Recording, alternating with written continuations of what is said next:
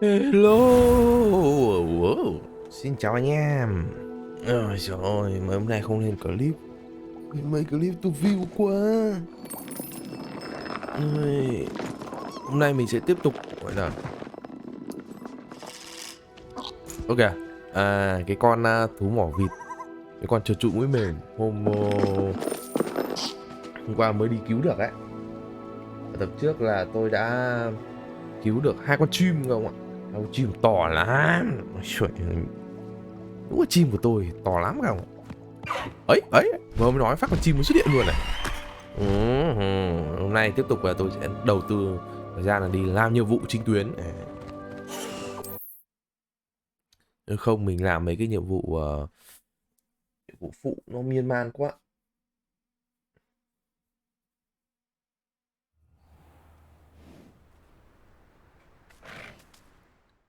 Mấy cái nhiệm vụ phụ nó lan man quá.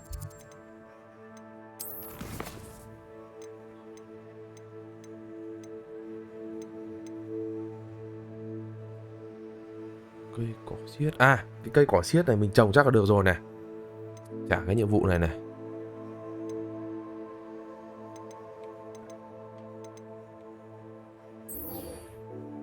Đằng nào cũng về phòng. Đây là phòng đồ đúng không? Từ từ tôi về cái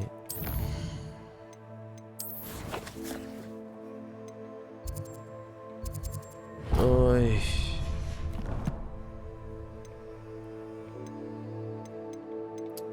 nào ấy nhỉ?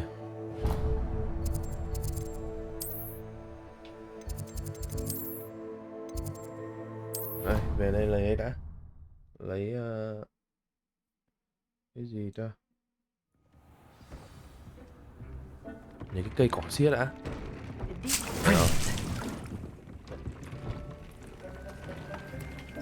Đấy, đâu đấy?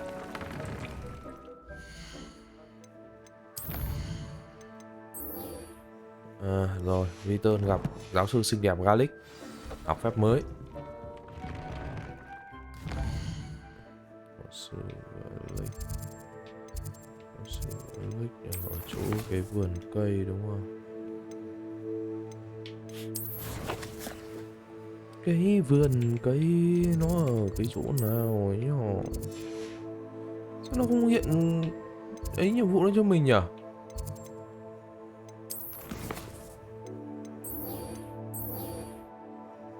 Vị trên bản đồ này.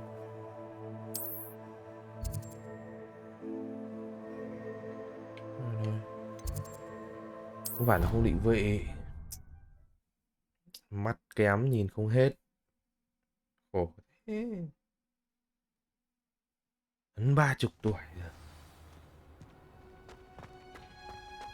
Cô giáo sư xinh đẹp ơi, em đến với cô đây. Perhaps a hybrid. Bouncing tentac. I've finished the activities you assigned me, Professor Garlic. Wonderful. Wonderful. I hope you gained a greater appreciation for the flora in our lives. I am forever enraptured by it. Just yesterday, I spent hours pruning my self-fertilizing shrubs and flutterby bushes. Didn't realize how long I'd been at it until the sun began to set. Well, if there's one thing I love to see more than my plants thriving, it's one of my students doing the same. Now, ready to learn flipendo? Chin up, keep a light Ngày grip, xưa hồi bé mình and cũng it's all in the có wrist. hứng thú với cái chuyện Let's see trồng you trọt give it a lắm. go. Ngày xưa You nhà hay will có want mấy to cái chậu cây. focus with this spell. Nothing as Nghĩa là ăn mortifying quả as gì knocking hay back a là colleague when all you wanted to do was move ăn a quả few gì mà ra pots. hạt này hay là trồng xuống dưới đất. Nó cứ lên mấy cái cây nho nhỏ ấy, xong rồi mình nghịch. Đến khi mà nó lên được mấy cây nho nhỏ rồi mình nghịch trong cuối cùng mình nghịch thì nói như này, mình nghịch xong kiểu lúc ấy trẻ con cứ nghịch xong cuối cùng cây nó chết.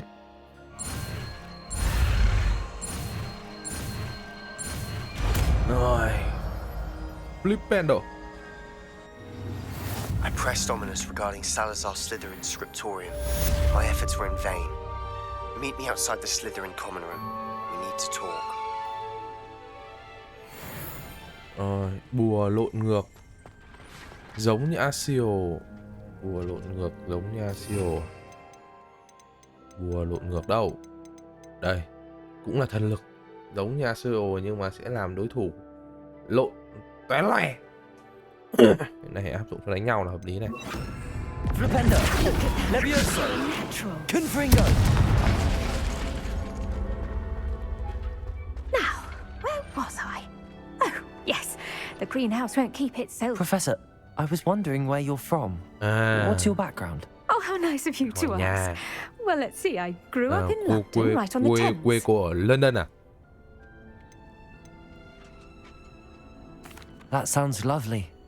All the sights and bustle of a city. To some, yes. I used to dream of living in the country, but it wasn't until I came to Hogwarts that I felt truly at home. Mind you, it did take some time, and whilst it is my fervent hope that each student eventually feels as at home here as I do, it is not always the case. I suppose that makes sense. Well, we each bloom differently, don't we?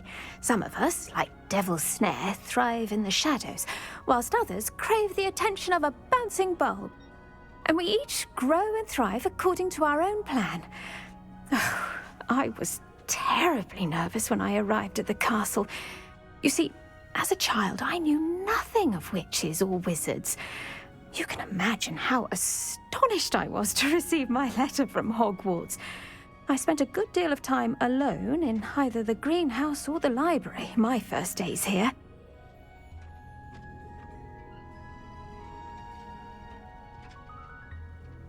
It does take a while to adjust to being here. Precisely, and I was remarkably fortunate.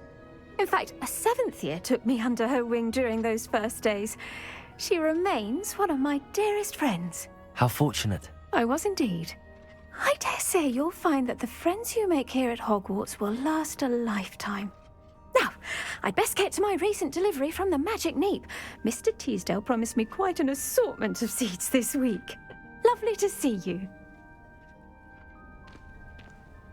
Rồi, ok. Rồi, định như là nhiệm vụ chính nhưng mà có cái nhiệm vụ kia nó hấp dẫn hơn không ạ? Nhiệm vụ liên quan đến thằng Đức Nhật này này. Nó có nói đến cái chuyện mà cái căn phòng, cái thư phòng mật của Salazar Slytherin ấy. Tôi rất hứng thú với cái chuyện đấy.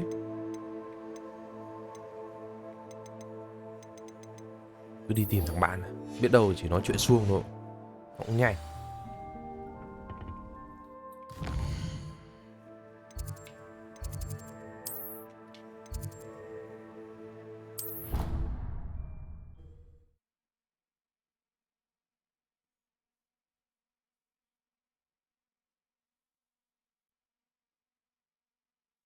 Chắc là cũng không có cái kiểu mình đánh cái con rắn ấy đâu. Cái con rắn ở trong cái giống như trong chuyện Harry Potter đánh con rắn khổng lồ đâu. Mình mà đánh con rắn khổng lồ thì Harry Potter lấy cái gì để mà đánh? You're here. Brilliant. Ông làm tôi chờ hơi lâu đấy ông Nhật ạ. I received your owl. What happened with Ominous? I told him none of us will be able to avoid dark magic forever. So the more we know about Salazar Slytherin and the dark arts, the better prepared we'll be. Unfortunately, only a Gaunt knows the location of the Scriptorium's Người entrance, tôi and bây giờ Ominous trang won't bị tell me. biết bao nhiêu phép thuật đỉnh cao rồi. Perhaps I should have a chat with Ominous. You? I suppose it's worth a try. But don't get your hopes up. Ominous is annoyingly stubborn. Nothing new. I know where he is. I'll lead you to him and then leave you to it. Come on. Rồi, đi nói He's chuyện this với way. bạn giai của bạn á. Thằng đấy thì thôi rồi luôn.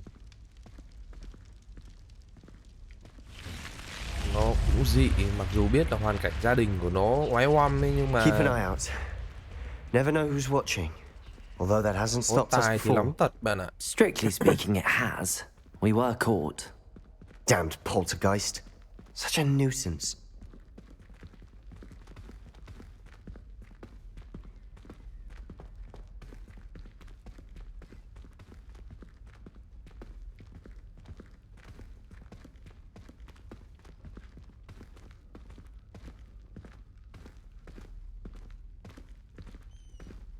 There he is. Good luck. What are you doing here? Hello, Ominous. Do you have a moment? What is it? What have you and Sebastian been up to now? I owe you an apology, Ominous. I wasn't honest with you before about the Undercroft. Sebastian did show it to me. He wanted me to have a safe place to practice some spells, to try and catch up to the other fifth years. He didn't think you'd mind. I suppose that makes sense. It's just Sebastian's been pestering me lately about something and I'm frustrated with him. Don't tell me he's still going on about, what was it, a scriptorium? He told you about that. He did. We were talking about our house founder and he mentioned it. Wouldn't say much more, though. Yes, well, he seems to think it contains the answer to saving Anne. I think it's likely full of dark magic that is better left untouched. Wait, you've never been inside? Of course not. I only know about it because of my favorite aunt, Noctua. She thought like I do. Didn't agree with the family on the use of dark magic. In fact, she'd hoped to convince my family that there was more to Salazar Slytherin than worshipping pureblood status.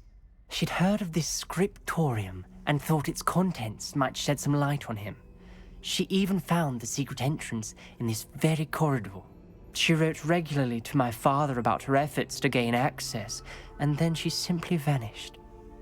No one else ever tried to enter.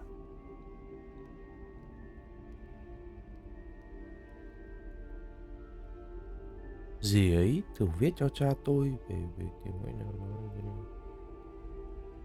I'm sorry about your aunt. Don't you want to find out what happened to her? Aunt Noctua went down this path with good intentions and lost her life. Nghe như kiểu tên một I cái don't want hãng the sản same to xuất happen again. quả tản You nhiệt đấy nhỉ? don't know that history will repeat itself. Besides, you said your aunt thought like you. This could honor her memory. Get you answers about Slytherin and Sebastian answers for Anne. Your aunt pursued this alone. We could do it together. I see what you've done here, and I confess, you've convinced me. I didn't think it possible. Very well. Úi giời I shall ơi, tell you thuyết what I của know. cậu nó dễ Fetch như kiểu Sebastian, là I'll wait. vắt chanh bỏ vỏ ấy. I hope we don't regret this. Sebastian, over here. Cái này để làm These gì? braziers grant confringo to the scriptorium. Now you'll share? You wouldn't tell me when I practically begged. It wasn't you who told me what I needed to hear. Opening the entrance has something to do with threes. Well, 3 heads are better than 1. It's 2 heads are better than 1. And by that logic, Đây, đúng 3 không? is better than 2. Simple mathematics, of course. Ô, Confringo!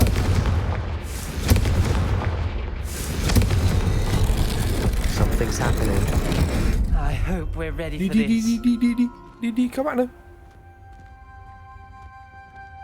Revelio.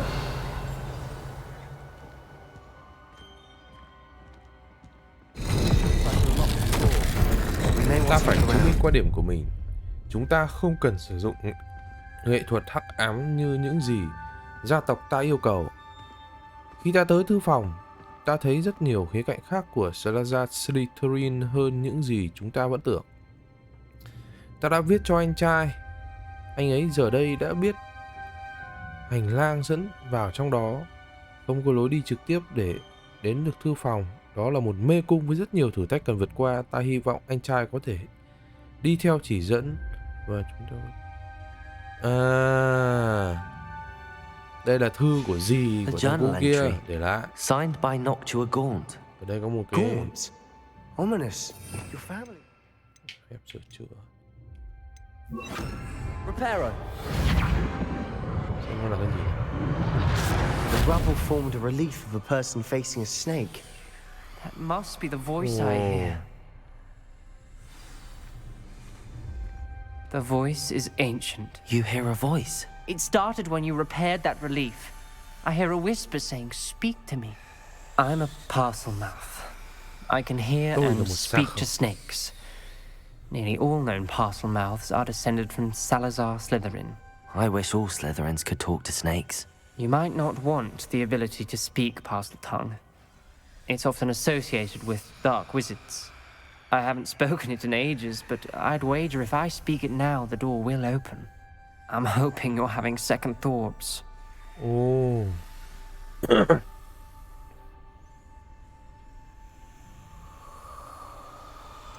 Không hề I see bạn. no reason we should stop now.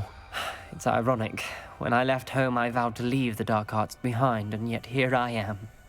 Stand back. Mời bạn thể hiện ạ. I can't believe I'm doing this.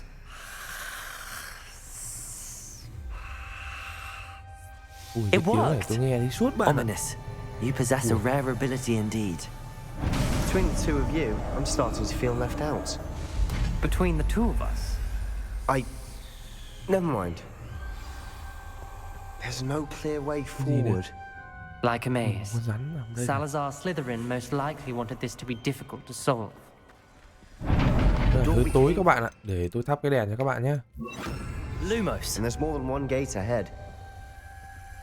Then look closely at each gate for clues. Toàn cái tiếng xòe sáng ngữ.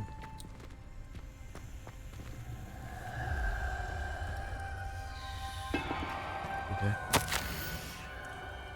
Salazar Slytherin đã giấu thư phòng sâu dưới Hogwarts. Ta sợ sẽ bị lạc trong những hành lang tối tăm này. Là một hậu duệ, ta còn cảm thấy mình không được chào đón. Thắp sáng lên những bệ lửa hành lang đã giúp ta không được nản chí. Thử thách là thử thách. Ta phải kiếm... This journal entry, it mentions getting lost and being unwelcome. Poor Confringo. Lumos.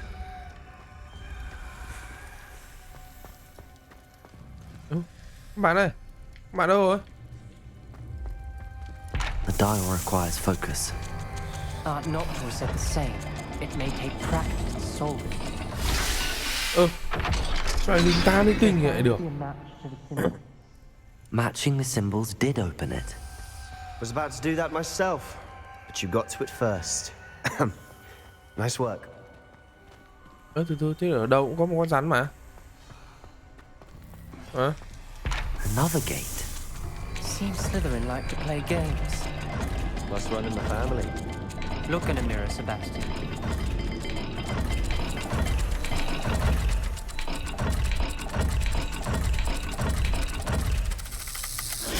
Ui! That didn't sound good. Salazar Slytherin didn't make this easy. Em mở không mở được cái còn cái như nào nhỉ? Cái khóa này là mở như nào?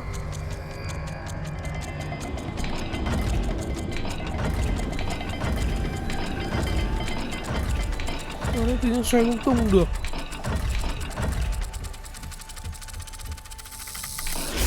This is looking rather dire. Ui, bị mất isn't máu it? đấy công ạ. You sound surprised. We're in a maze designed by Không nhờn được với cái Salazar khóa này đâu. Slytherin.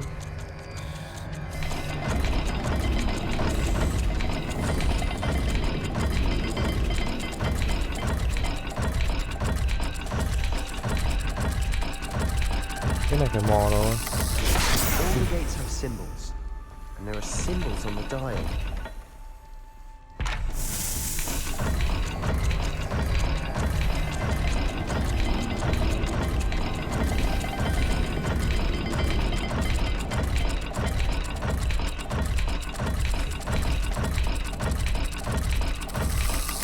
Let's look at the gate and the symbols again.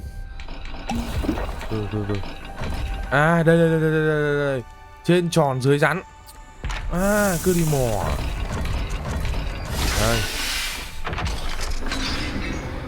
À rồi. Ui nó còn phải đợi. That sounded Game nó gợi ý nữa. Loop. Another dial solved. Impressive. Nice work. Lại thư à? Revelio. Lumos.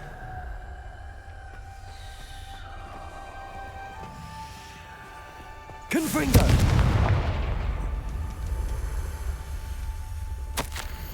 Ta đã thất bại với cái vòng đó và nó lao vào ta như một con rắn thật. Ui, cái Ominous. vòng nó đớp như gì. Your aunt wanted to change your family's traditions. She did. And she was my favorite person in the world for it. Ôi, thế cái này mở cái cửa nào? Lumos. Mở cửa nào ở đây? Đi ngược lại. Đi ngược lại xem là ở đầu cửa bên kia thì bên này thì nó là cái gì này? À, nó là cái cửa bên này à? We've got more to solve ahead. Search each corridor. It may not be obvious Nó which là leads một cái cửa where. này. Tam giác này. Nhìn như kiểu là mỏ vịt này. Phi thường, hành trình này thật đau khổ nhưng phần thưởng rất xứng đáng. Sớm thôi ta sẽ tìm được thư phòng và tìm được bí mật chưa biết về người sáng lập gia nhà của mình. Salazar Slytherin có rất nhiều điều đáng học hỏi. Ok. Noctua references painful and arduous challenges, but also rewards. Painful. That's the part I'm wary of. All I heard was rewards. Mỏ vịt ở bên trên. Tam giác ở bên dưới.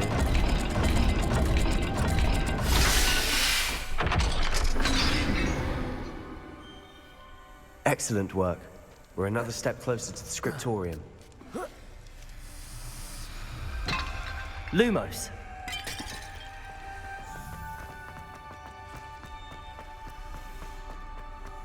I spotted something ahead.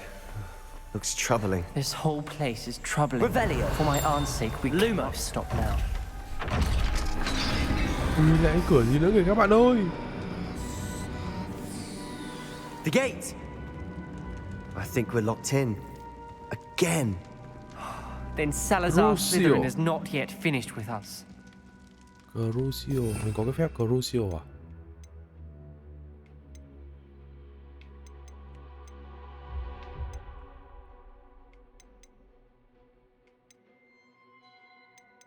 Ôi, làm gì đã có phép của Crucio.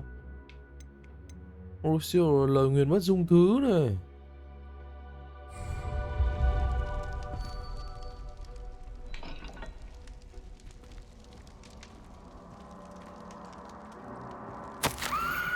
Tuyệt vọng.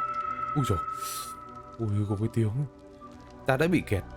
Ta nghe tiếng gào thét và những khuôn mặt bị tra tấn. Cách duy nhất để đi tiếp là sử dụng một lời nguyền mất dung thứ. Kể cả muốn là vậy, ta cũng không có ai để yểm lên. Slytherin rõ ràng đã tạo ra một thứ đầy ác ý. Trong bức thư này cuối cùng tôi gửi cho anh trai ta. Ôi các bạn Ominous. ơi. A skeleton. And Noctua's last journal entry.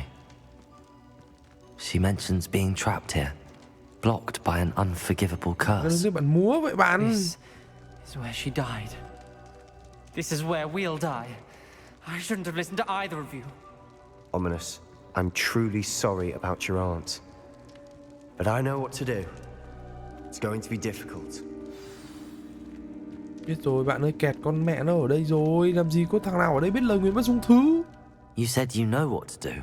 Tortured faces on the door and crucios etched into the stone. My guess is if we cast the Cruciatus curse, the door will open. That's why Noctua died. She had no one to cast the curse on.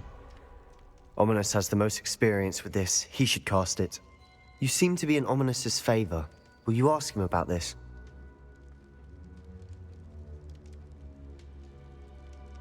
You know him better than I do.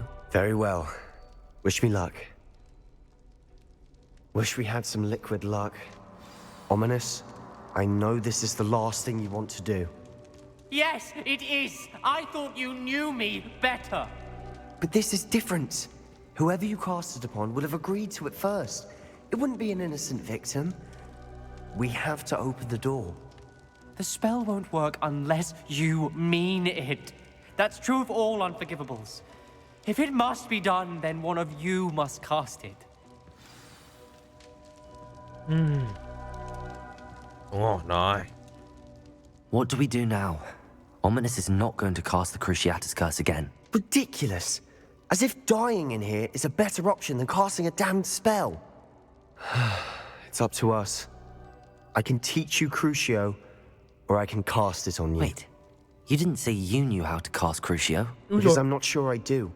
Ominous knows that, yet he's left us no choice. I don't yearn to follow in Noctua Gaunt's footsteps. I think I can cast it if I have to.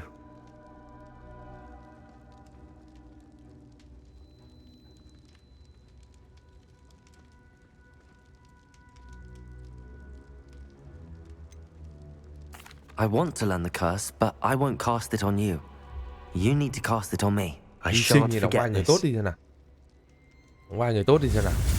Mình bị dính đi xem nào.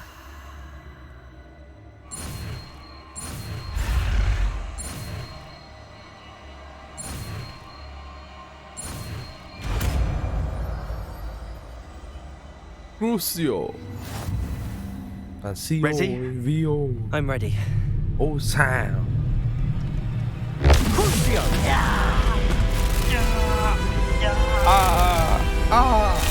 Mẹ thằng chó. Vừa em phải đấy chứ.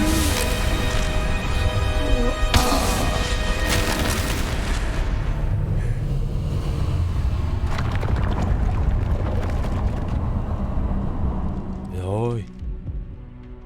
Are you all right? That pain Uống is máu. excruciating, but I'll survive. Let's keep moving. We made it. Phòng ghi chép của Salazar Slytherin. Căn phòng bí mật được bảo vệ rất kỹ lưỡng nằm trong Hogwarts, nơi Salazar Slytherin dành một thời lên kế hoạch dài hạn liên quan đến công việc kiểm soát số lượng học sinh và sự bất đồng chính kiến với các nhà sáng lập khác.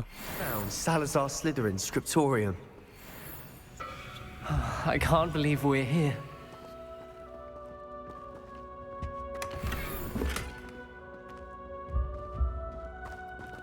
Sebastian, ominous. There's a book just here. Ôi, sẽ có số của Slytherin luôn. You two go ahead.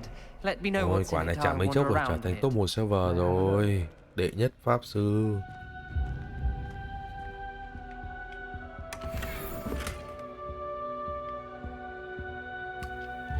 Nào, miếng nước. What do you think? Looks like a spell book of some kind. This is incredible. A Hogwarts founder's possession.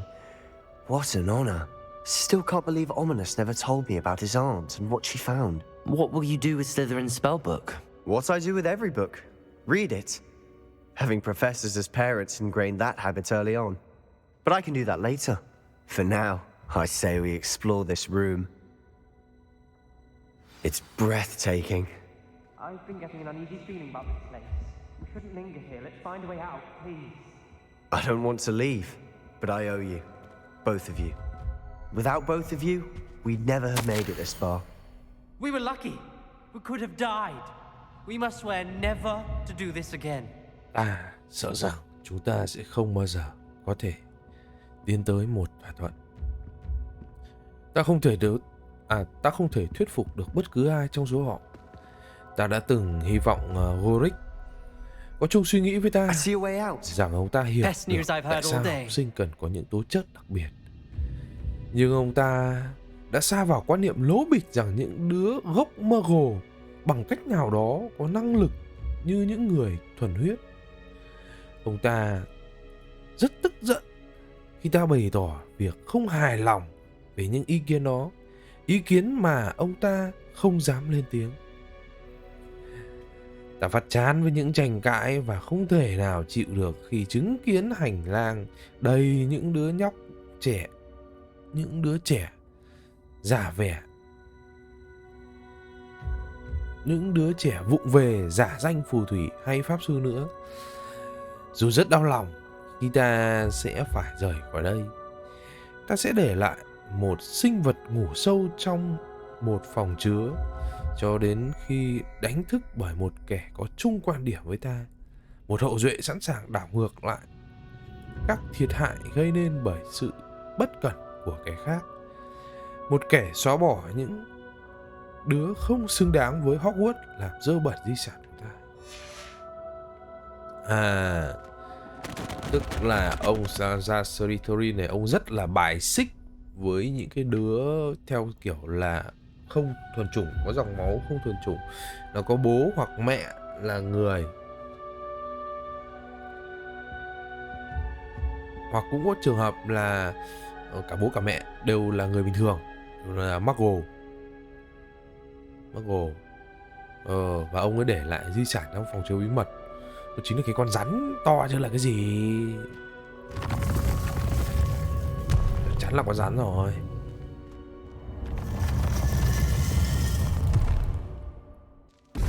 có chuyện mình đánh nhau với con rắn. Ominous. About your aunt. Please, Sebastian. Oh. I meant what I said before. We swear, right now, never to engage in anything to do with dark magic again. Understood. I'm truly sorry about your aunt, Ominous. I suppose after all this, I am grateful to know what happened to her. Thank you. Thôi, tôi nghĩ là anh em mình tìm hiểu là cũng hợp lý rồi đấy. Thôi, anh em mình giải tán nha, ba anh em giải tán nhá. Chào Nhật nhé, chào Ominit nhé. Nghe sao nó mà làm cái màn đánh nhau với con rắn thì sau này Harry Potter lấy cái gì ra mà đánh nhau nữa. Lúc đấy có khi đánh nhau với con rắn thì con bé bằng cái ngón tay, ngón chân dài chắc được tầm khoảng 10 phân.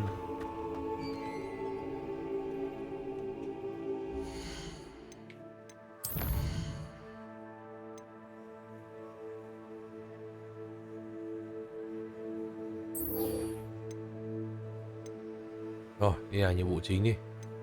Vòng bản đồ, giáo sư Fix.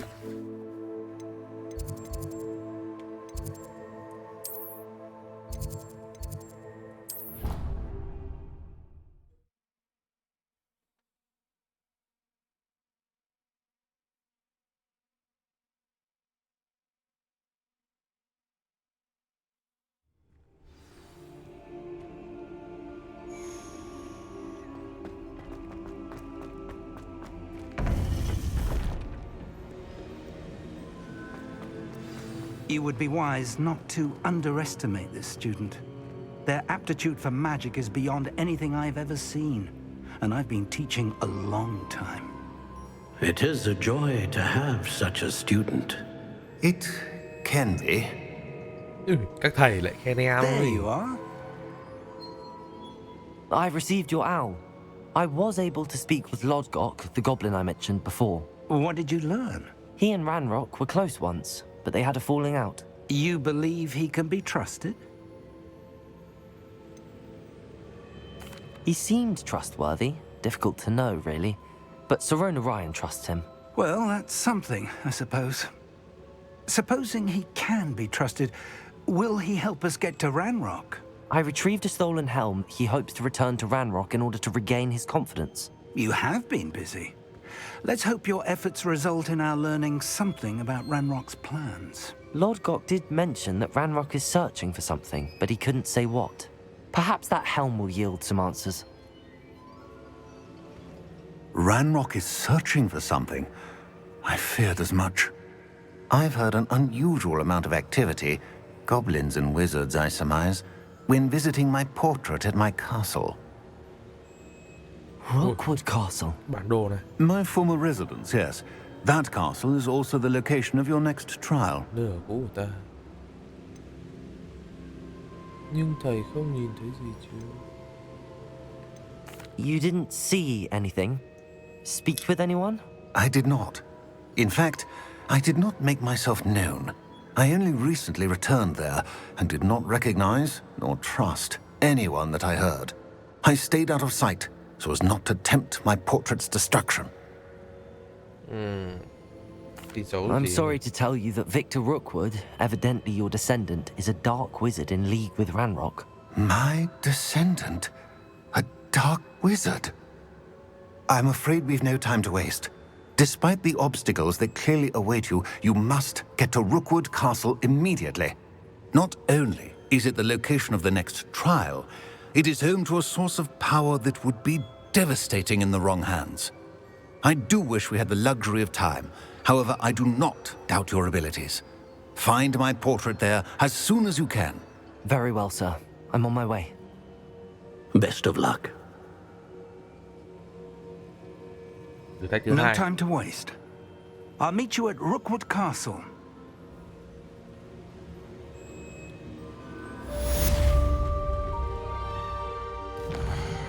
Thứ hai.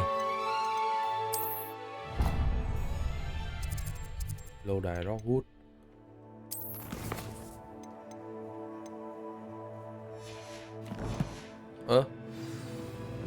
Rồi nhiệm vụ chưa hiện lên thì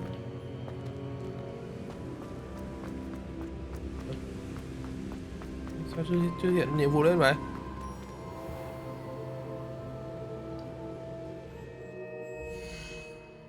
Hay chưa đủ cấp nhỉ? Chắc phải cấp 25 à? Nên đi làm nhiệm vụ này đi.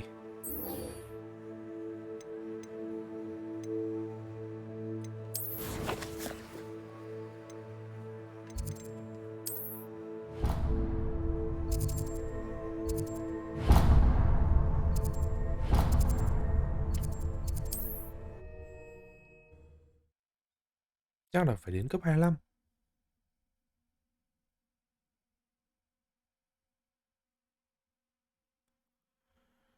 Wonder who lit.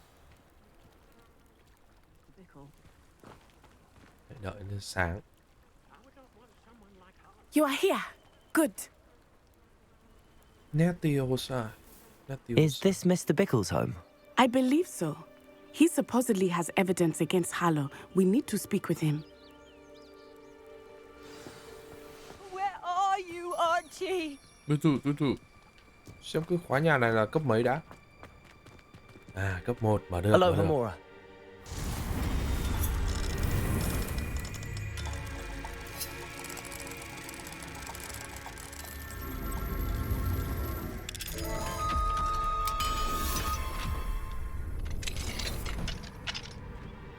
Lumos.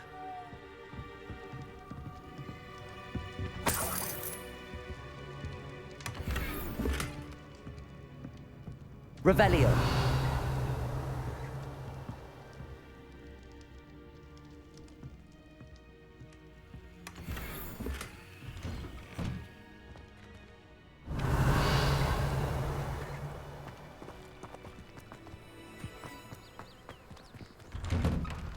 Ô, nhà này mở được không cần đấy. À, được quá nhờ.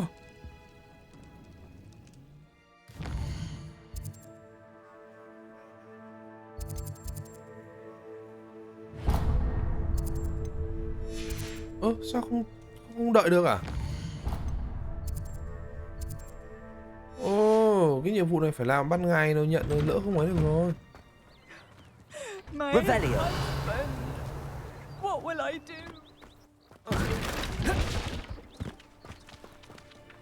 Confringo.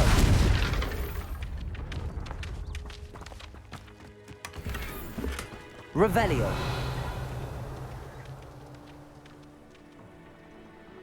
Rồi, cái tượng đấy nhớ tí làm xong nhiệm vụ để em. Ui, bán tí đồ không được. Why did he challenge that horrible man? Are you all right? We're looking for Mr. Bickle. My husband is dead. He killed him. Oh, I'm terribly sorry, Mrs. Bickle. Who killed your husband? Theophilus Harlow. Alo. I'm sure of it. He's been threatening my husband for weeks and... Oh, where is my son? Where is Archie? Archie ở đâu rồi?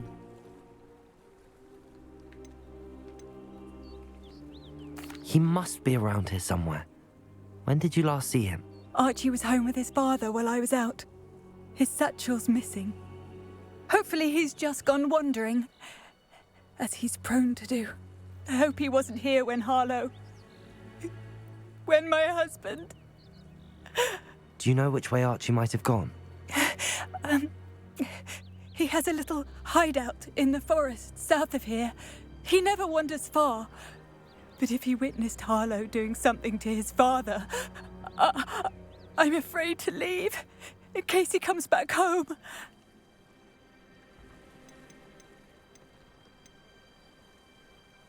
Is there anything more you can tell me about Harlow? He's Victor Rookwood's second in command. A miserable, awful creature. Vicious and murderous. What reason would Harlow have to kill your husband? My husband had been looking into Harlow's dealings and discovered some of what he's been up to. I begged him to leave it alone, but he He was convinced that... We'll find your son, Mrs. Bickle. Thank you. What am I going to do? Bác cứ yên chí nha. Tôi sẽ mang con trai về cho bác. Cùng lắm là đánh nhau bọn kia té lè tí, có gì đâu mà. Please do not worry, Mrs. Bickle. We will bring Archie home. Tôi vẫn còn nói chuyện à? May I ask you something, Mrs. Bickle? I'll answer what I can. We'll find your son. Thank you. Cho bấm y phát là bác dừng khóc luôn. When I took the letter we found to Officer Singer, she các bạn ơi, told tôi me bán about đồ đã Mr. biết đâu được Bickle. tí lượng mà nhiều He đồ. had been doing the same thing we are, providing Officer Singer with evidence to take down Harlow. I had hoped to speak with him about what he had found, but we were too late.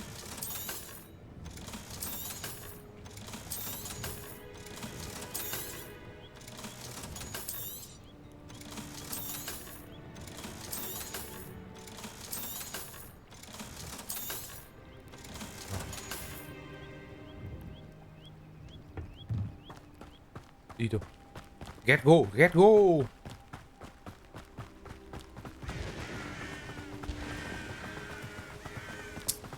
Mình có thể chạy xa xa ra một tí được không bạn? Đừng có sấn lại với nhau vậy.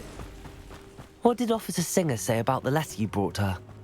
She thanked me, but she clearly felt that it was not enough. It is a shame that hippogriffs cannot speak. Your friend Highwing could provide all the evidence against Harlow that we need. We will need something more. This must be little Archie's hideout that Mrs. Bickle mentioned. Archie? Archie Bickle! Revelio. He would not have done this to his own hideout. Someone came here looking for him. Ai cứ bày Revelio dọc gì may be này. our only hope of finding out which way he went. There! Archie's footprints. He went this way. Ồ. Revelio lại có cả soi dấu chân nữa cơ à? Xịn I nhờ. thought we would have found Archie by now. I suspect he'll keep running if he's being followed. If it is Harlow that's pursuing him, I only hope you're right. Men like Harlow would not think twice about killing a child. We must find Archie quickly.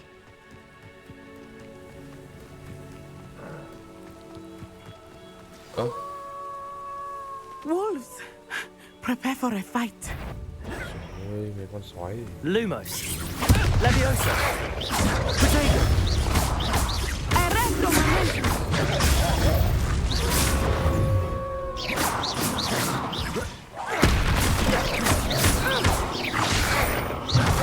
Leviosa. Flipendo. I hope Archie didn't cross paths with that wolf pack. We should look around. Revelio. Tiếp tục đi theo dấu chân. Ồ. Archie's satchel. Why would he leave it behind? He was likely running from Harlow, distracted. This may be a good Thế nên là time mất for dấu rồi. Revelio again.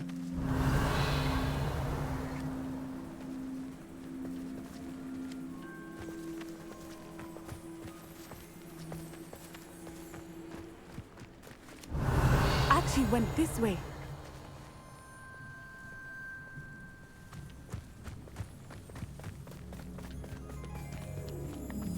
I have a bad feeling about this.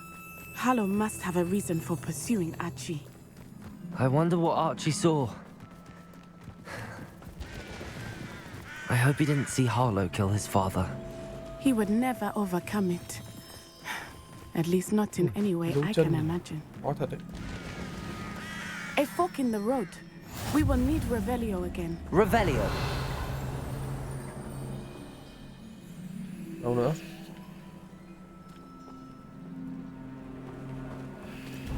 Multiple sets of footprints. Oh, Harlow caught up to him here. This Chắc là is bị bắt not ở đây good. rồi. They went this way.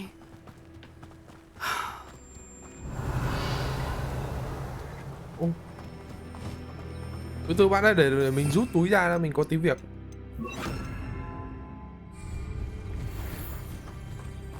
Leviosa.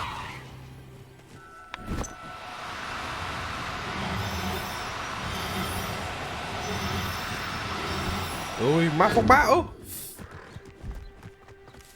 Their stars. They are beautiful, are they not? You can see Thestrals too.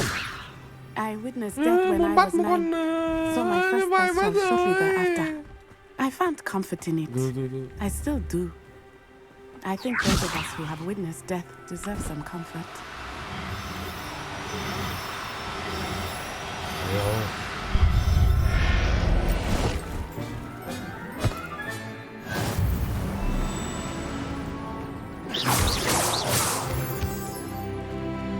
I'm sorry you experienced something like that at so young an age. I was with my father when he died. My mother was away, and I felt quite helpless. It was a long time ago in some ways, but in other ways, it seems like it was only yesterday. Levioso! I still see him so clearly. You must miss him. My father was a wonderful man, and... let us keep moving. We must find Archie.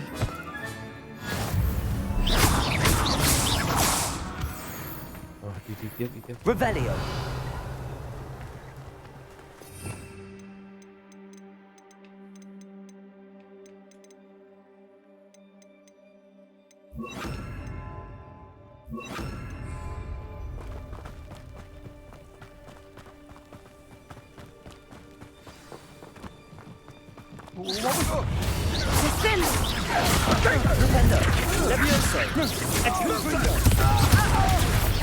Everyone gets lucky now and then. Incendio! Levioso! Flipendo! Confringo! Spelionis! Flipendo!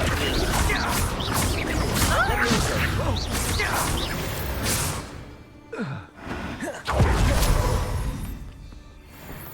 Taking in children now, are we?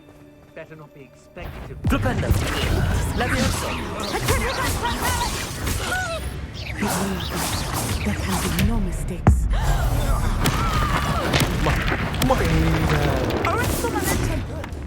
My wand!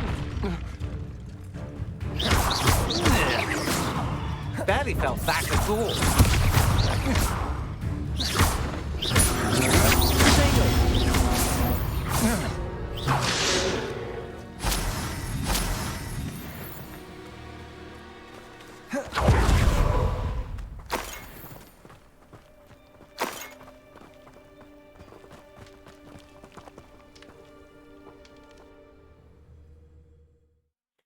Vào lều mà phải loắt. Sao cái lều này vào bên trong rộng vậy? I did not expect this tent to be so large on the inside. That complicates things a little. Từ đánh theo kiểu du kích rồi nào. Go lightly. Be as they should. Revelio!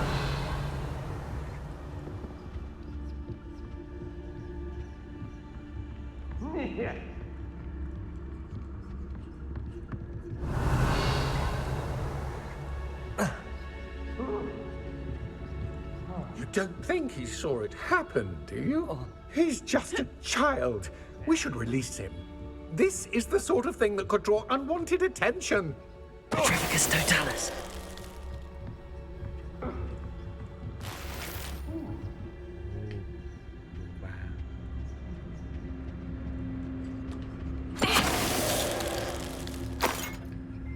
Ôi, đứng nghiến như tượng luôn ạ.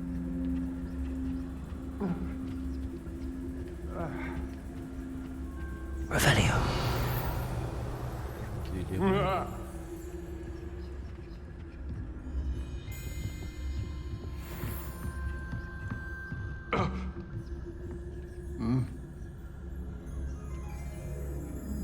Ui, bot này. Phải tiêu hao sinh lực địch đã.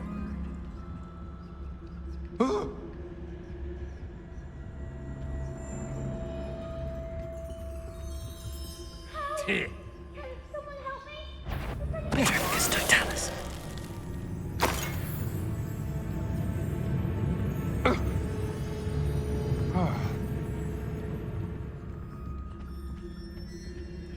Revelio!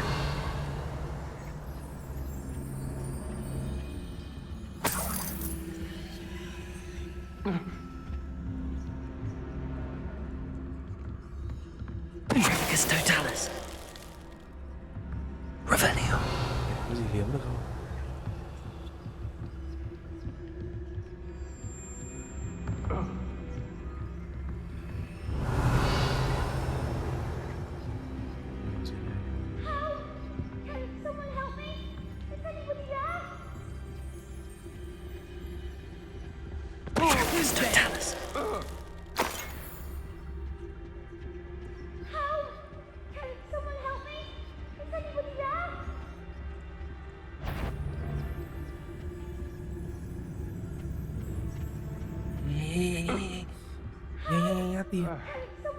Revelio.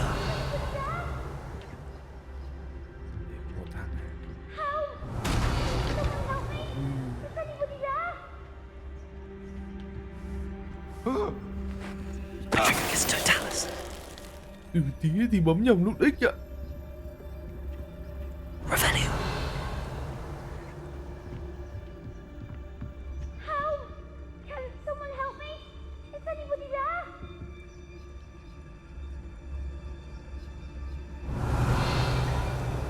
Mình có dùng mấy được không nhỉ?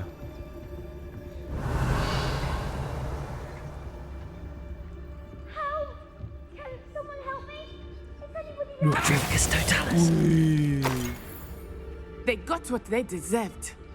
hay quá. Revelio.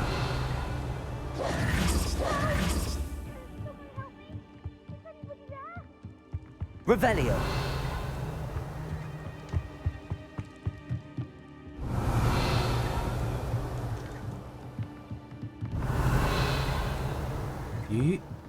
Tí rồi cứu. Xem có nhặt nhạnh cái gì không nữa.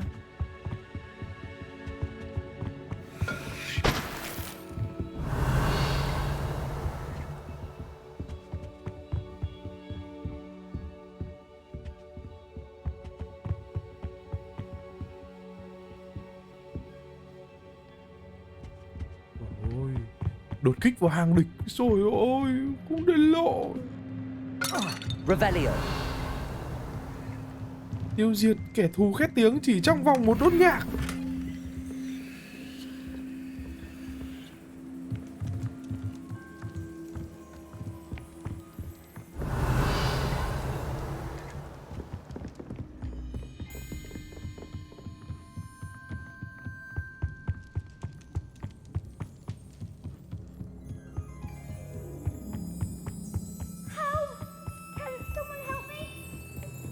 Revelio.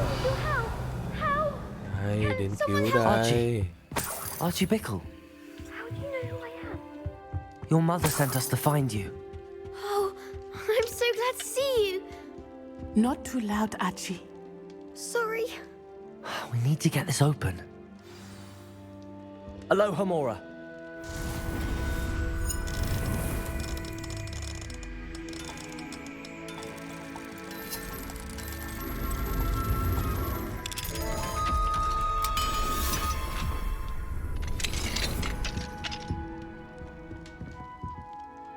A man called Harlow. He killed my father. We're so sorry, Archie. We won't let him get away with it.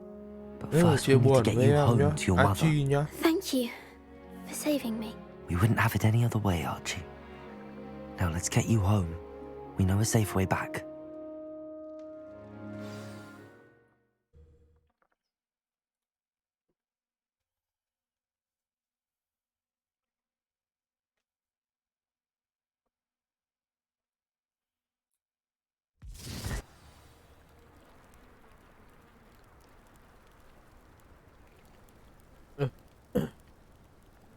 Thế mình đã lượm hết cái đồ chưa nhỉ?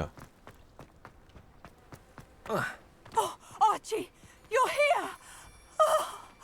Oh, you're safe. You are safe. Mother! Oh, Mother! Father's friends are in danger. I heard the people who took me talking about them. Which friends, darling? Mr. and Mrs. Rabe. Mr. Lại còn Filbert. ông bà And ra I bê think they nữa also said đấy. Otto's name. Oh, I shall speak with them. You run inside. Yes, Mother. Your husband's friends may be in danger. Just as he was. How can we help? You've done enough. My husband was a powerful wizard and couldn't defeat Harlow. The last thing we need is that monster coming after you. It may be too late for that. I'm afraid Harlow's already after us. Then you needn't anger him further. I assure you, the threat could be a lot worse. Please, please keep your distance. I'm sorry again about your husband, Mrs. Bickle. Thank you. And thank you for bringing Archie home. I can never repay the two of you for your kindness. Có lần một nó bắt được con bà thì chắc chắn là sẽ có Not to lần hai, worry, lần ba. Mrs. Bickle. My father used to say that rain does not fall on one roof alone. We are here to help each other. Nên là cái cách mà cháu cảm thấy là ok nhất là có I lẽ là must để learn cháu more tiêu about diệt hết Mr. chúng nó Bickle's đi. friends and why Harlow is after them. Thank you for your help. Đây rồi, con vượn quỷ này. Mine now, Demi guys. Thank you again for finding my dear Archie. I honestly don't know what I would do without him. He's all I have now. Trong việc phát là bạn cắp đít bạn đi luôn. Bạn chả chào hỏi gì cả. Bạn Natio sai ạ. Hello, Mr. Semi. What can I do for you? What do you have for sale? What can I help you with today?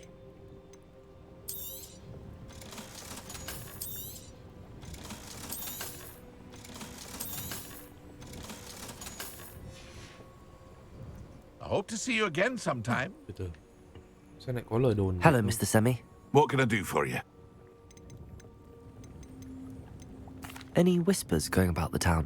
A goblin called Pergit is causing a bit of a stink. His gang is attacking traveling vendors, and now business is suffering everywhere. It would be nice if someone would do something about it. No one wants to pick a fight with a band of goblins, though. Which means he's free to do what he wants down in Coral Ruins. That will be all. Thank you for your time.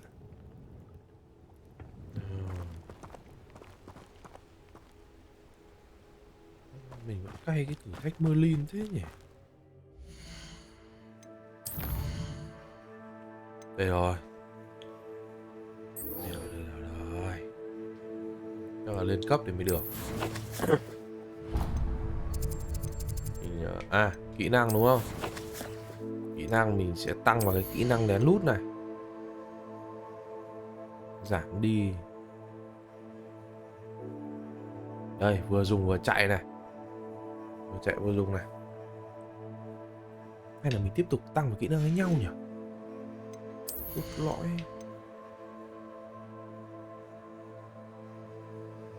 Vây.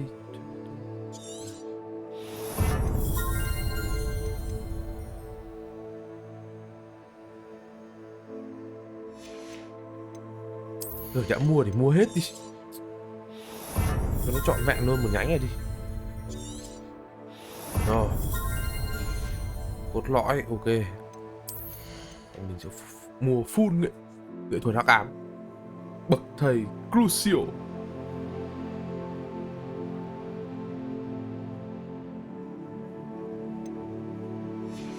Rồi, mình lấy cái chiêu hắc ám này. Xem nào. Đấy. Nguyên rủa kẻ địch khiến chú phải quằn quại đau đớn. Gây hiệu ứng nguyền rủa. Hiệu ứng nguyền rủa thì mình sẽ thay cho cái phép này. Nhưng mà cái này nó có tước đũa.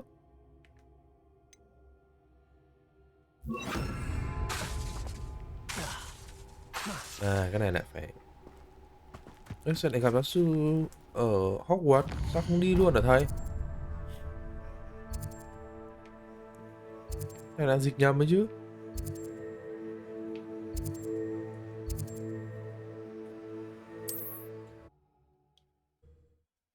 Ở lâu đài Rockwood chứ đúng không?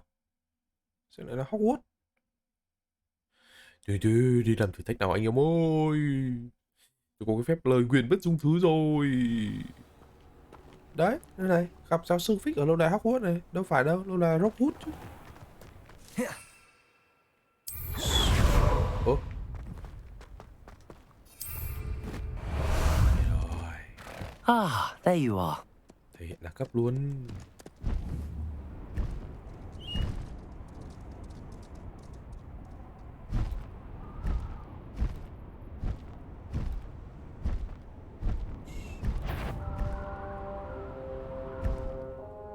Perhaps it's dinner. A lamb to the slaughter.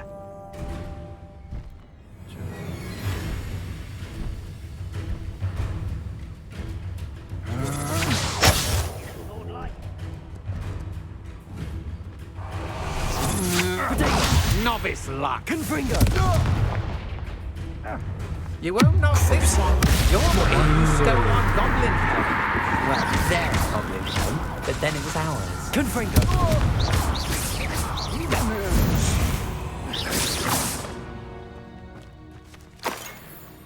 Tra tấn một kẻ thù nó bốc trái là như nào ta? How nice of you to stop by.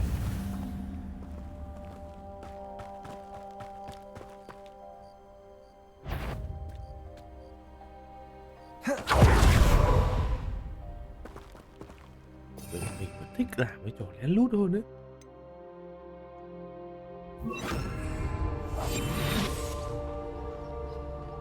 Bring me a dozen humans to battle. I'll take them all. Run the other way when they see me, humans do. Every time.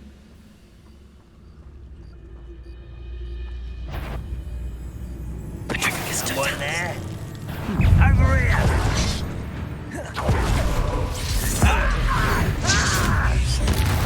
Confringo! Oh, Crucial.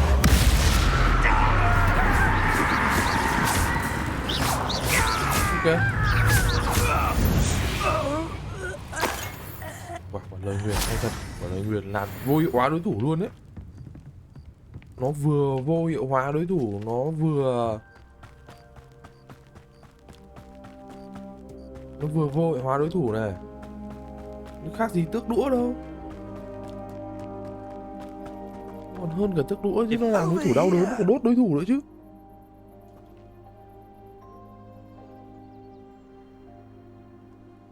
What's going on here? Professor Rookwood was right. The place is crawling with Victor Rookwood's lot and Ranrock's loyalists. They're working together all right, but it is not a friendly alliance. I'm sure you'll agree that we need to find a way in other than the front gate. Let's go.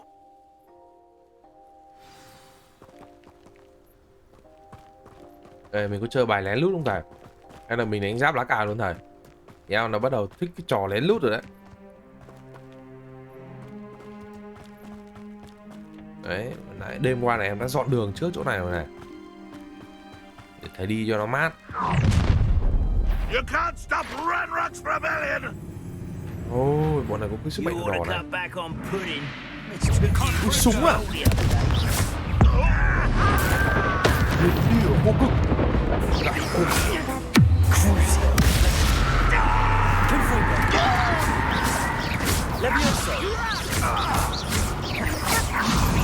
Up there. That's our way in.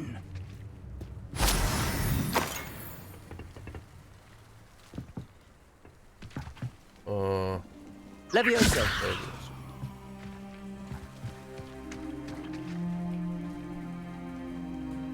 Em vẫn phải đổi sang cái phép ấy để em dùng cái phép này nó vẫn quen này. Accio.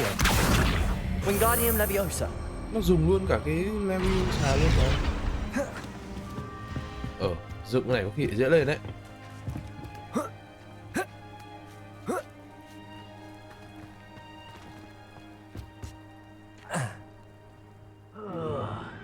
If I'd known your plan was to dig up half the country. I wouldn't have to dig if you could simply manage to bring me the child. We wouldn't need the child if you hadn't sent a dragon to retrieve the container I spent months and countless ministry favors tracking. You let them board the carriage. My options were limited once I knew it would be inconveniently beyond my reach at that infernal school. Have you not acquired enough power here? I allowed you to tunnel under my family home. Allowed me? You are here only because you are descended from a keeper and may at some point inadvertently become valuable. We had an agreement. I will share with you the power that I discovered if you locate the stores of magic that are yet to be found. So, unless you want another demonstration of my power, a power that you one day hope to wield, Ui, hai người tận nhau à? bring me the child. À, chỉ dọa thôi. Phải tận nhau đi chứ. Mình ở giữa làm ngư ông đắc lắm. We already knew they were after you, but now we know they're digging for stores of magic. And Ranrock knows about the keepers. Yes, I caught that too. Professor Rookwood said that you'd understand more once you complete the next trial. Let's get into that castle.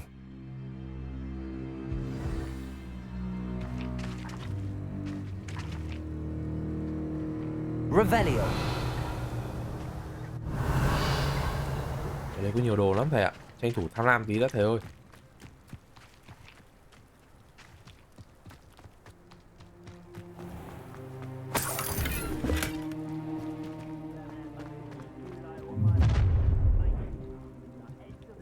Any special word you want me to pass on to your mum?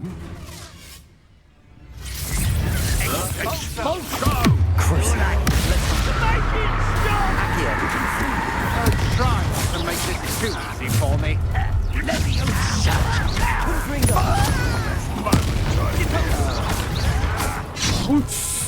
Ui, cửa đâu ấy. I won't rest.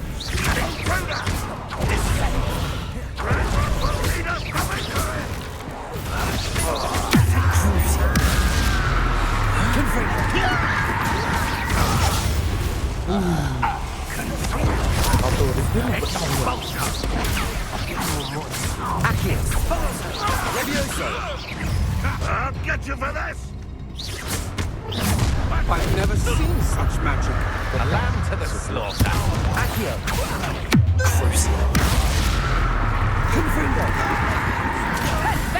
I'll kill you when I get down from here!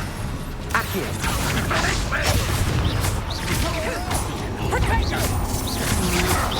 To your knees. You're going to regret that. You don't need to release me. For you. Sai lầm, sai lầm, sai lầm. Không thế.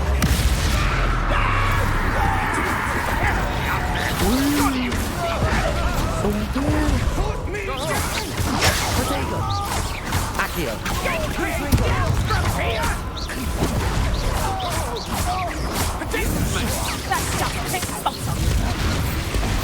Time for some assistance. Stop that break! Accio.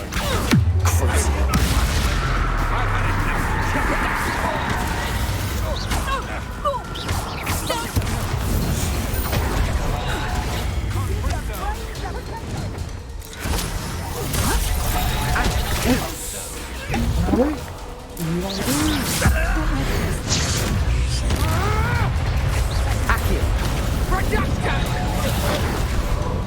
Leviosa.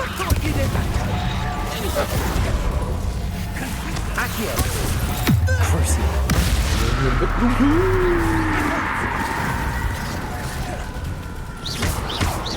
Có thông minh như này.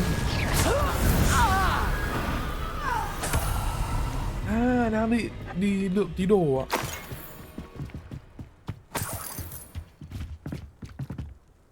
Revelio. Đi lượt tí tiền này.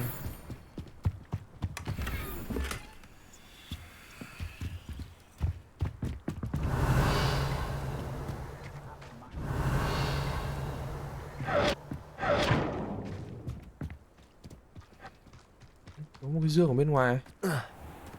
À không. Hình như vẫn có.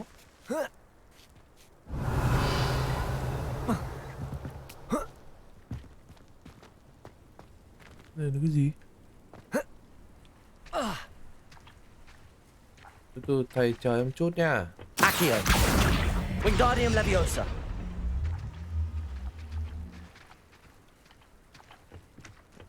Em ạ, tính là hơi tham thầy ạ. Accio.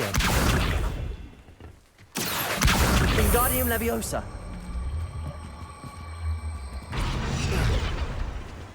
Rồi, mình lại lấy tiếp phải không?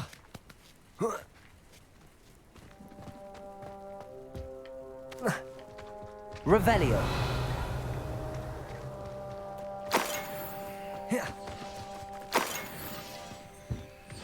Đánh nhau. Cái trò này nó cứ bị mất cái target nhá. Rất là khó. Đang đánh nhau chẳng hạn, nó lộn đi chẳng hạn, nó mất luôn cái target.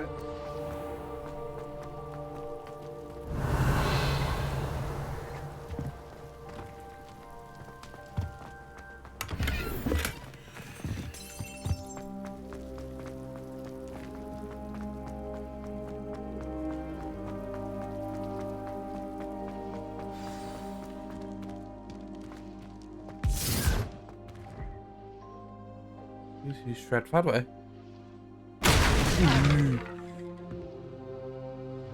Revelio.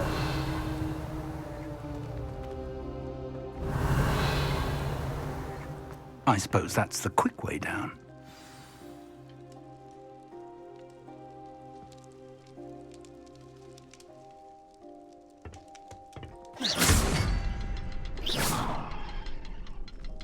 Is there something to those symbols on Revelio. There is. I've seen symbols like these before. I need to find all of them, then cast at them quickly in succession.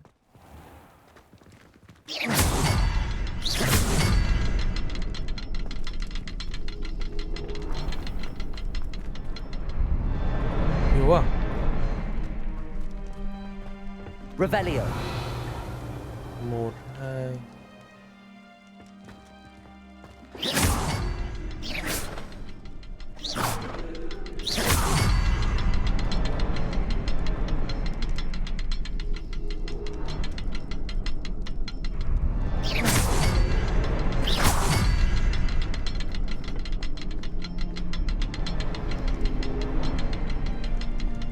Revelio.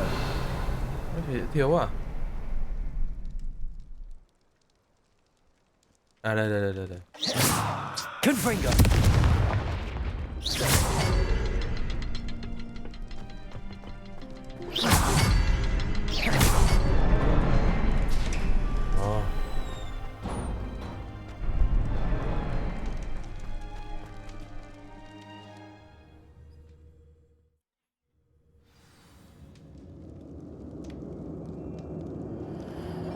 Revelio. goblin tracks? They're a step ahead of us. Let's see where they lead. Tự dưng lại goblin gì hả thầy?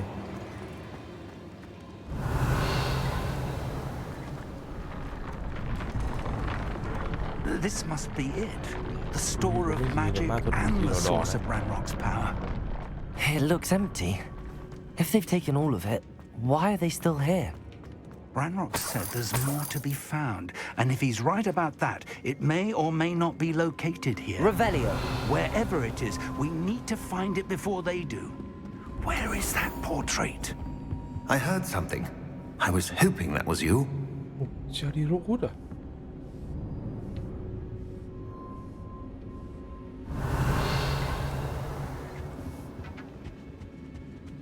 Đây. Professor Rookwood, the goblins and dark wizards who've overrun your castle are digging for stores of magic and have broken open some sort of container. No. Things are more dire than I could have imagined. If, as you told Percival, a goblin in his vault was wielding a powerful magic, then they have somehow learned. It cannot be. And sir, they know you were a keeper. Ranrock used the term. This makes no sense. How did... We shall discuss this later. Right now, you must complete the next trial. Sir, surely I've proven myself. In light of what's happened, perhaps you should tell me everything now. The power you stand to wield must first be fully understood. The trials will ensure that. Power without knowledge is dangerous indeed. In the wrong hands, we will simply have to outwit Ranrock and my unfortunate namesake. Very well, Professor. Tell me where I need to go. I shall reveal the path. Professor Fig must leave you now.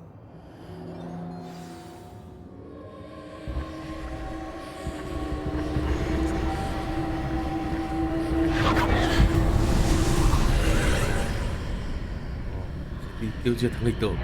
I would join you if I could. I shall await your arrival in the map.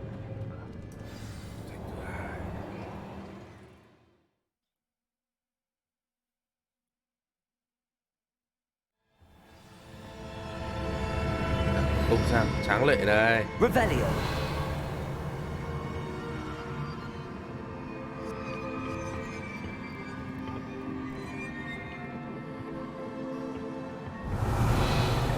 Vào giải đấu thì ít mà đánh nhau thì nhiều.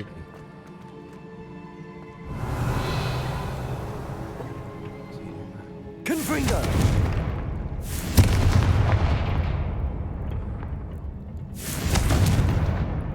Accio.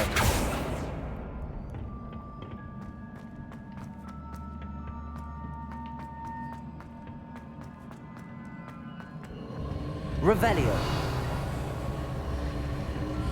Như là cái hốc máy nhỉ. Dấu chân Huy này.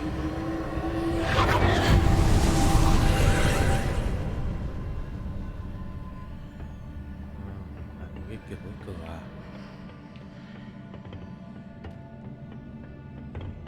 Nào. Làm gì với cái này nhỉ?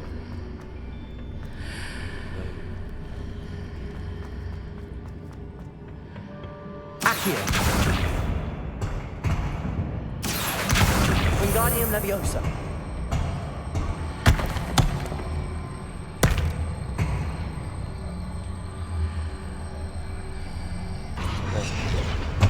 Accio. Wingardium Leviosa. I need to reposition that pillar to climb out of here. Cái này đẩy. Perhaps the archway is the answer.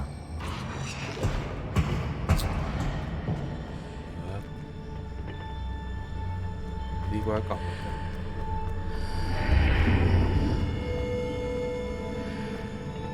Qua cổng anh chị.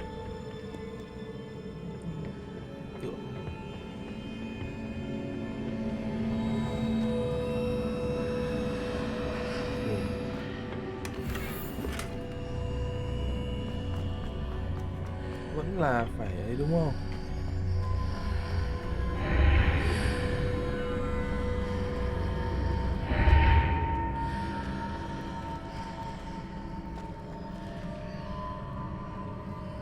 Accio. Wingardium Leviosa.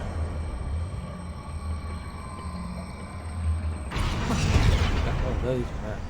Accio.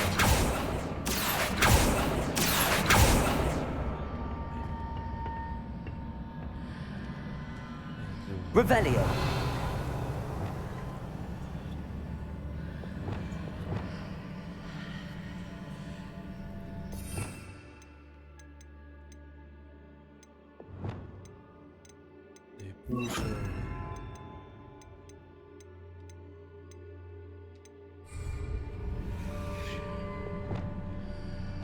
Depulso.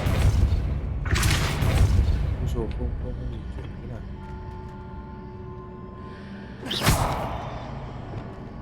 Accio.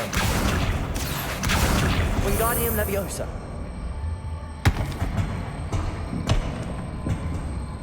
Cái kiểu nó hút nhau nhỉ?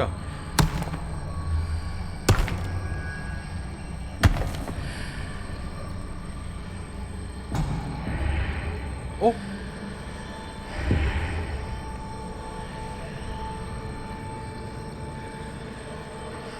À, cái này ở bên thế giới bên kia là một cái rương.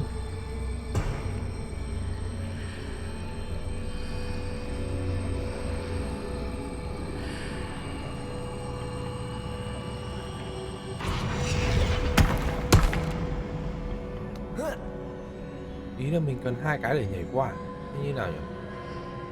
Hay là hai cái này nó sẽ theo kiểu lơ lửng nhỉ? Lơ lửng thì lại hơi khó đấy, điều khiển được hai cái một lúc để khó. Accio. Wingardium Leviosa. Accio.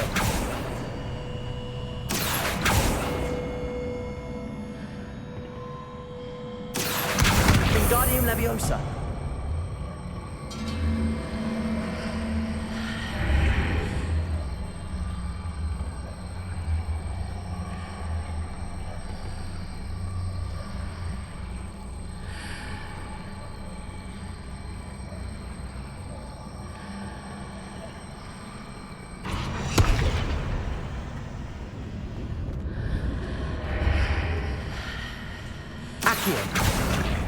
Wingardium Leviosa. Accio.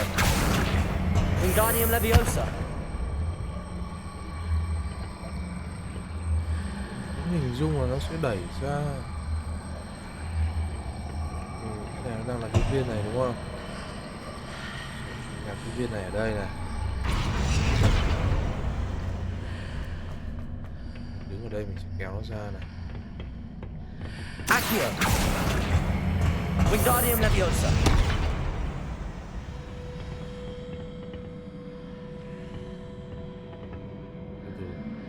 Chưa được. Lại. Accio. Wingardium Leviosa.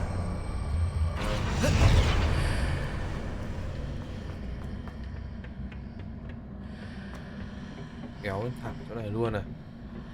Accio. Tôi bị sát rồi.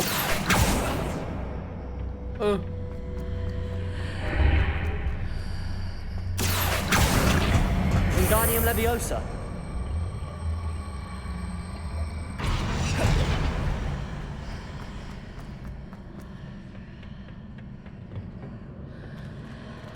Accio. Wingardium Leviosa. Sát phết rồi đấy. Accio. Wingardium Leviosa. Accio. Wingardium Leviosa.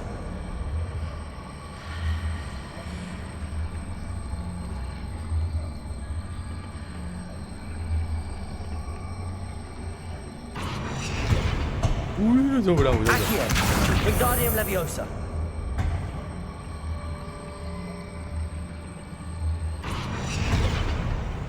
Này được chưa?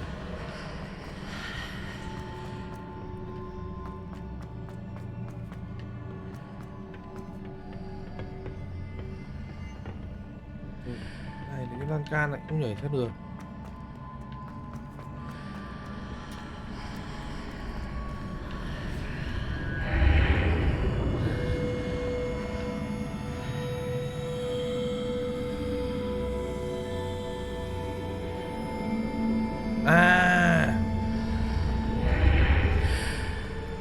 Hiểu rồi, không phải là xếp chồng nó lên nhau. Accio. Wingardium Leviosa. Nó sẽ là kiểu từng bậc một. Thế tại sao không từ cái này lên luôn được nhỉ? Cao quá đây, mình sẽ kéo cái này vào đây. Giả sử như xếp chồng hai cái vào thì mình nghĩ là vẫn lên được chứ nhỉ? Đấy, kiểu như này này. Như này thì vẫn lên được chứ sao? Sao lại ấy nhỉ? Accio. Wingardium Leviosa. Thử nhá. Một cái cục kia thì vẫn lên bình thường mà. Accio. Wingardium Leviosa.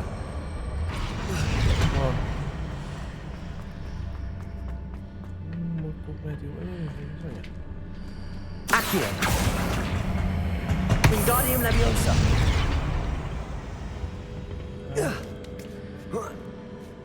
Một cục này thì... Đấy, một cục này vẫn lên bình thường. Trời ơi, này hoài.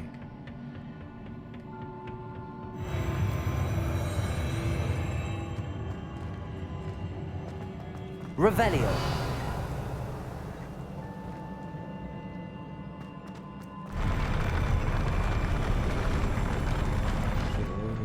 Quá.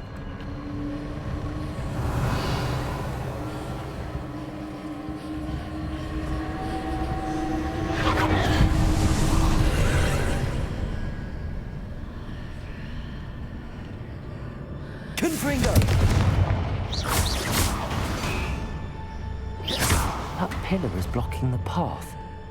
I'll need to move it.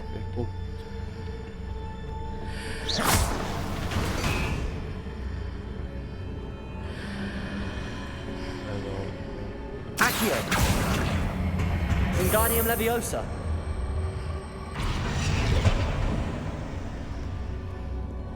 Đây có một lối đi này.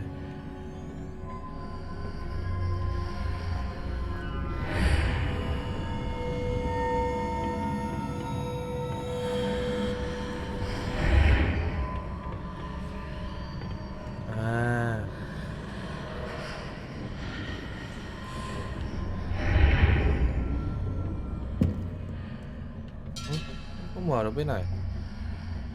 Cái này kéo cái này vào để Accio! Wingardium Leviosa!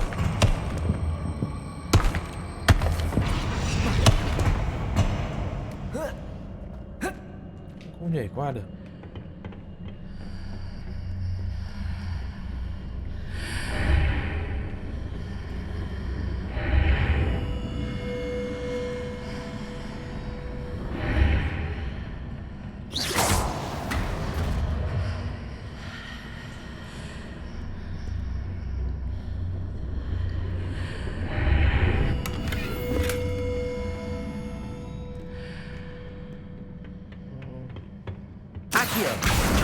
Wingardium Leviosa.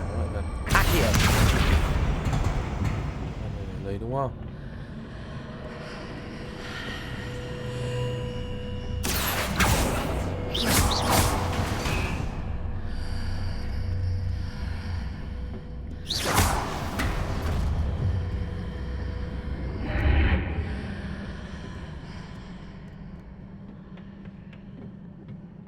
Chưa lấy được.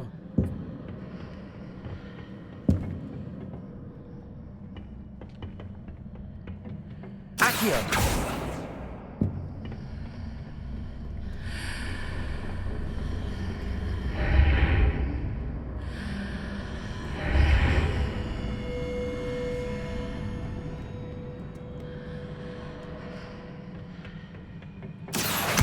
Wingardium Leviosa.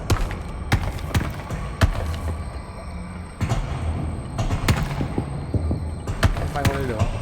À được. Rồi, hạn quá.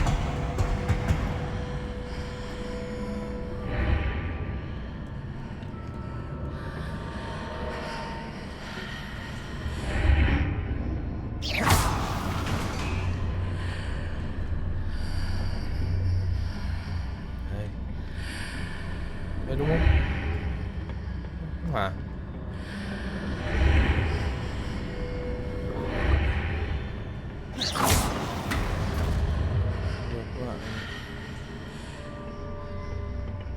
Đây thì phải.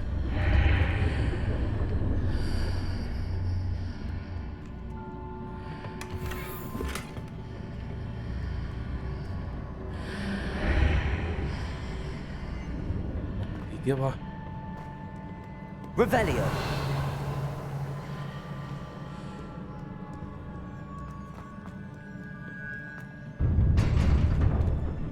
Rồi đến đây được gặp anh kia chắc 100% là anh nhau đó.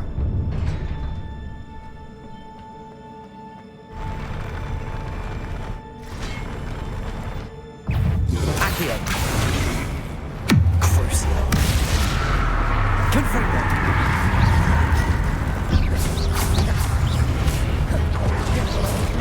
Protego.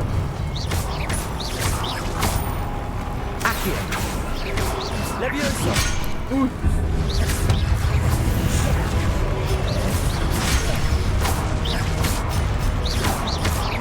Crucio. Confringo.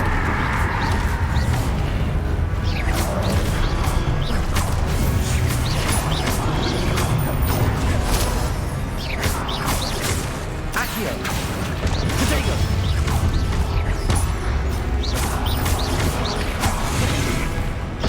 Confringo. Crucio.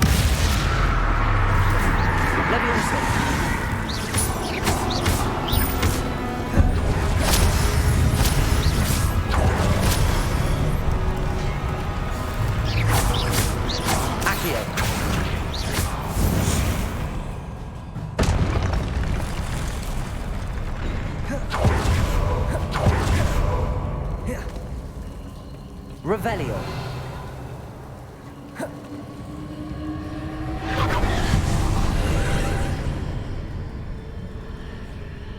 Gì nữa đây?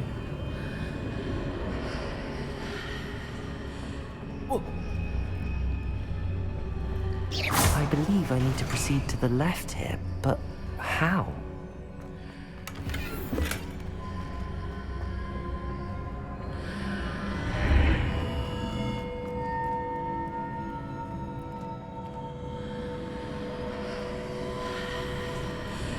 Không có gì cả.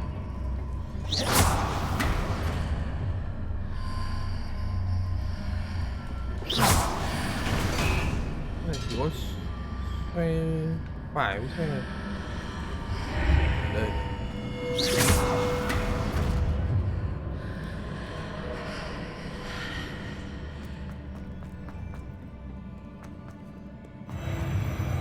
Ui dồi. Ui. Hóa cả mắt. Revelio.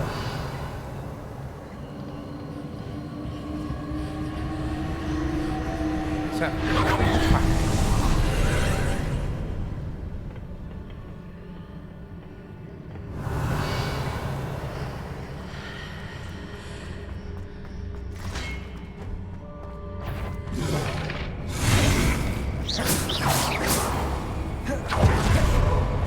There's a pillar here, but no ledge near it for me to grab onto.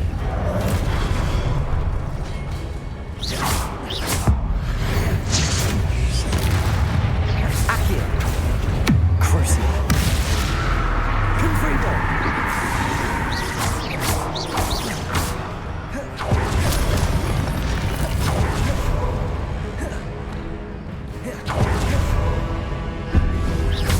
Đây rồi.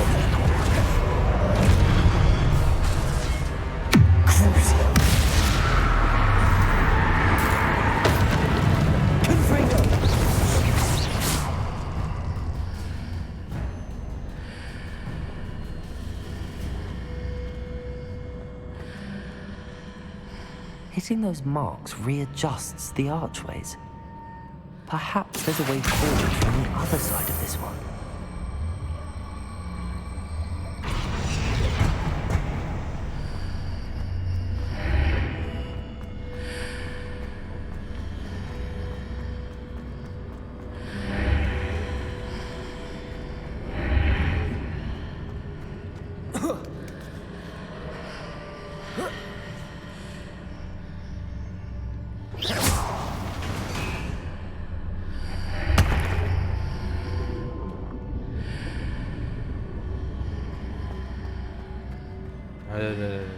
Accio. Wingardium Leviosa.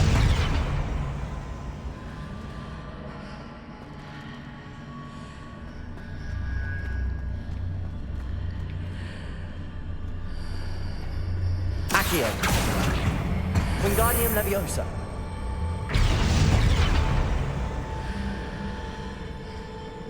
Accio. Is it possible to pull one of those blocks through the archway?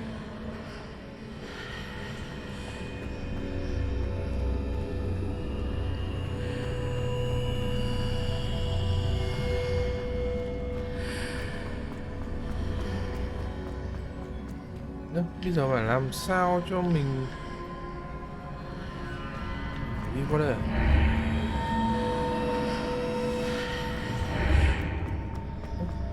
Giống nhau mà.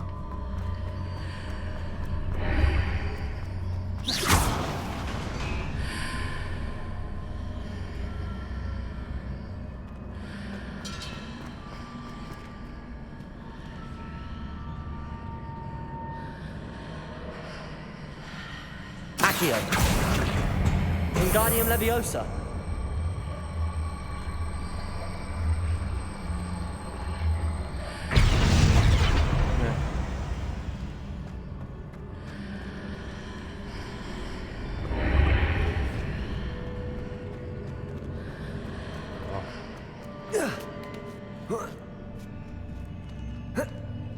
Ôi, không đủ, không phải rồi.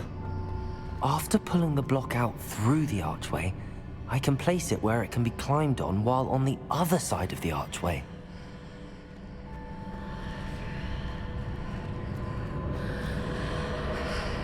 Leviosa.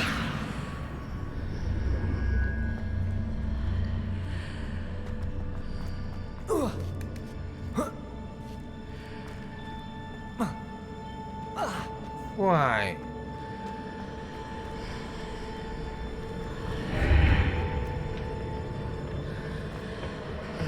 Cầu à. Từ có phải không nhỉ? Tức là Accio. Wingardium Leviosa.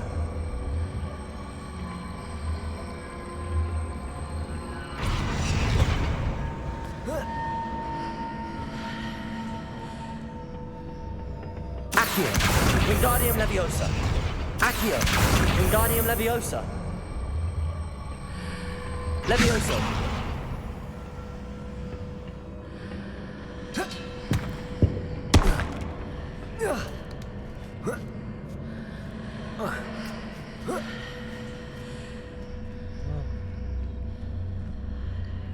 đánh cái này cho nó khỏe.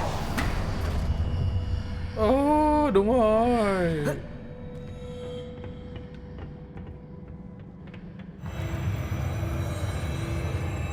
Muỗi.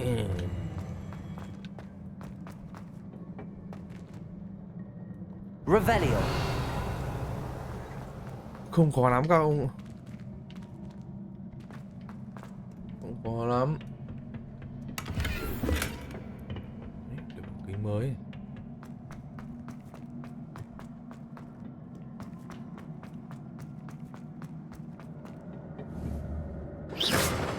Confringo.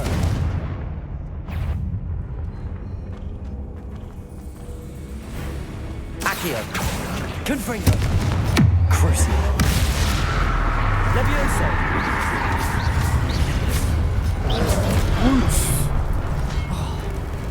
Giờ dùng rất là thú. Không có tác dụng với cả mấy đứa này không ạ? Accio. Levioso. Confringo. Cái này là có một cái giác thu chi ấy.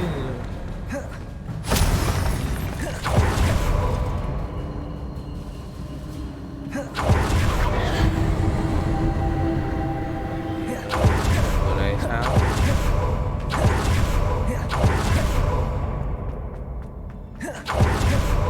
Ở đây đi đâu?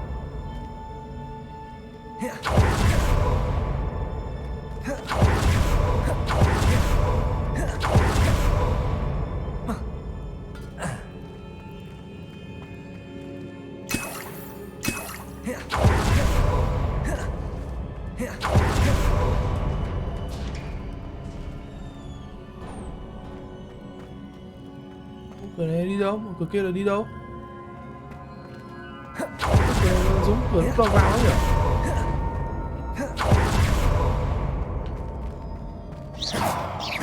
Confringo.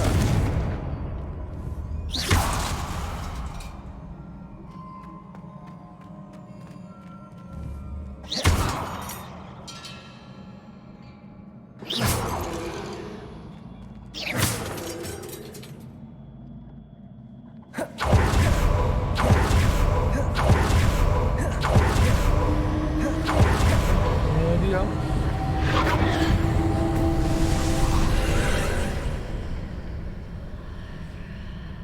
À, chỉ là để nhặt đồ thôi.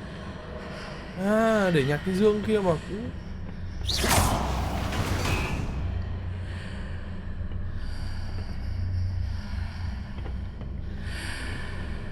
Ui, nó còn xoay nữa. Việc của mình là chỉ kéo cái dương xuống là được. Accio. Đấy. Rồi.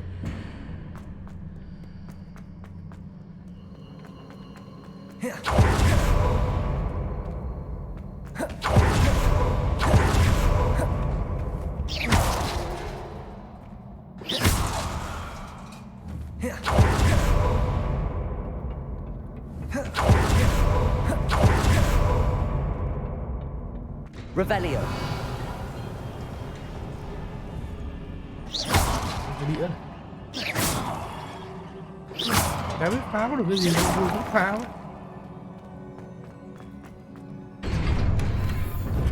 hiệu kẻ phá hoại.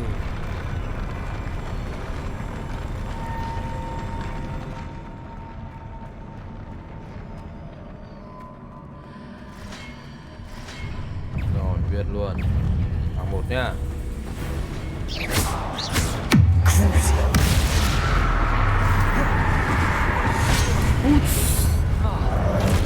Confringo.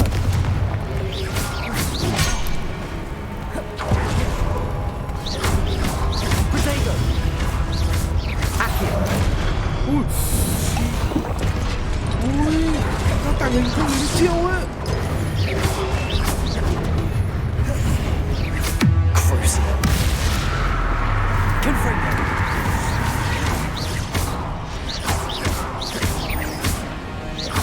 Accio.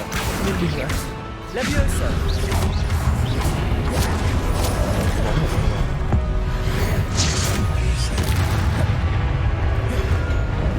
Ui.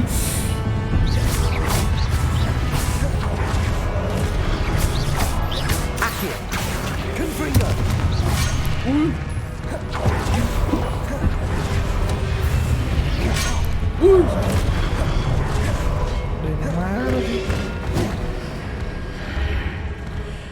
Ui, vẫn chưa nhìn thấy. Accio.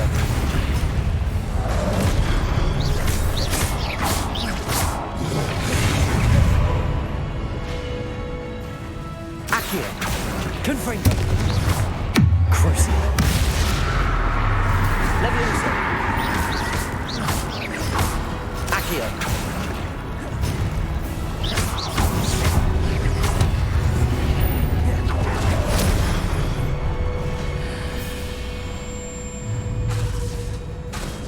Accio. Levioso. Confringo. Crucio. Accio.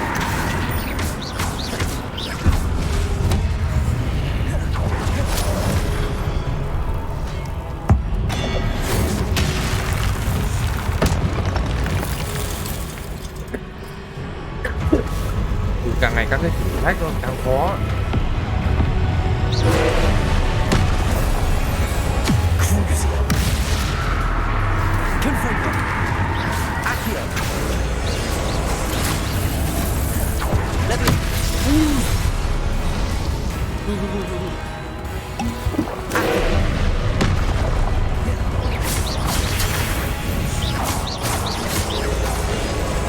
Levioso.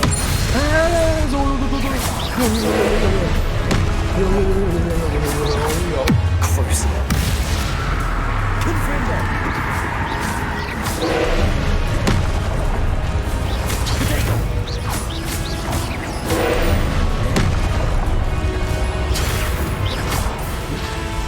Confringo.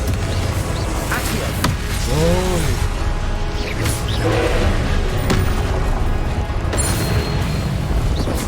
Confringo. Crucio. Levioso. Ui, mình hết cái phép mèo yêu xài rồi, lỡ rồi. Confringo.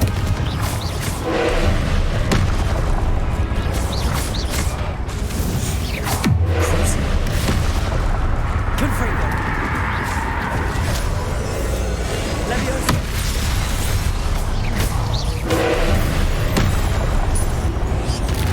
Confringo.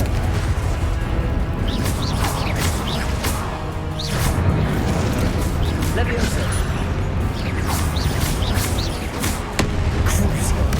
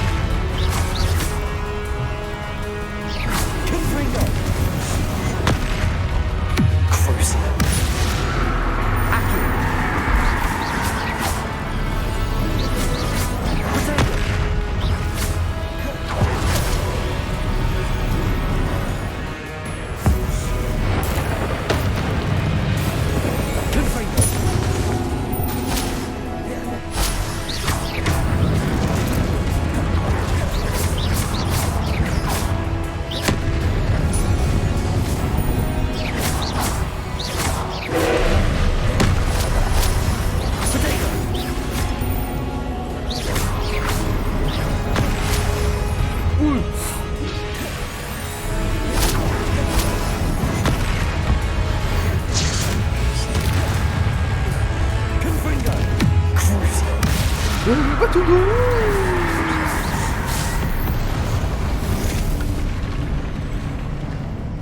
Nhiều khi nó đánh mấy quả cầu màu xanh, màu tím, màu đỏ, màu tím, màu vàng ấy là mình có thể cao hơn được. Chắc là ngày trước có cái châm quả cầu màu đỏ, quả cầu màu đen là không cao tơ được.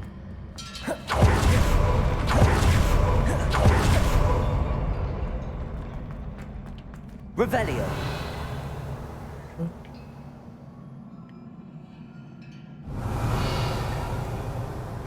Thì cái bức tượng này là hết thử thách rồi còn gì nữa.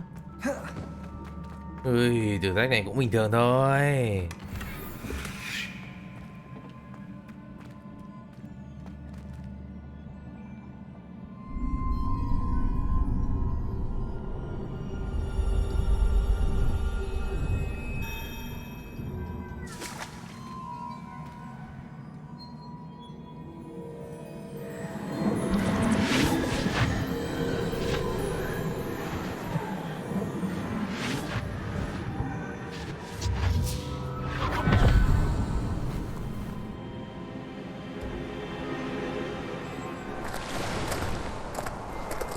I am curious to hear of Isidore's travels. Do come in.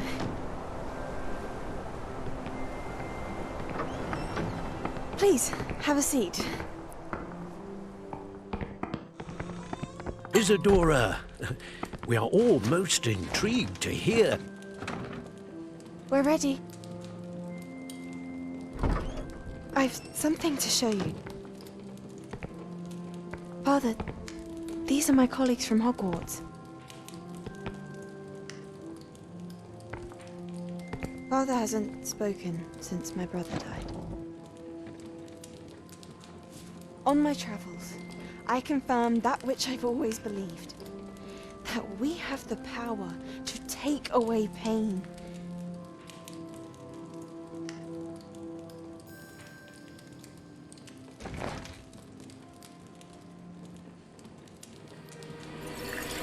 Isidora.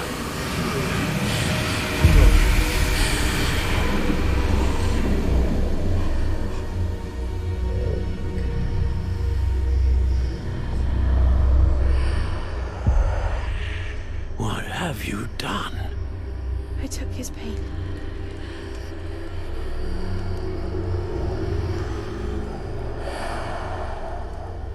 This is uncharted magic, Isidora. You can only see what has been sealed in the jar, and we do not know what power that may hold. But the traces of that magic are different from what I've seen before.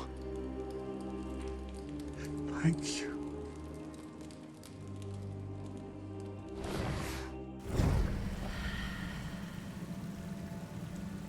Nguồn gốc của nỗi đau à?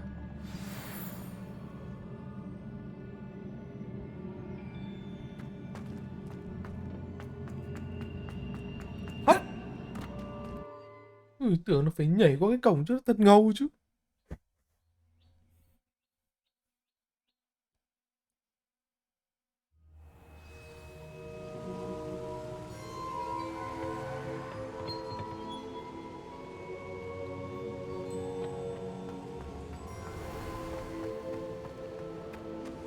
You're back. And in one piece, no less. It is good to see you again. Professor Rookwood told me about what happened at Rookwood Castle.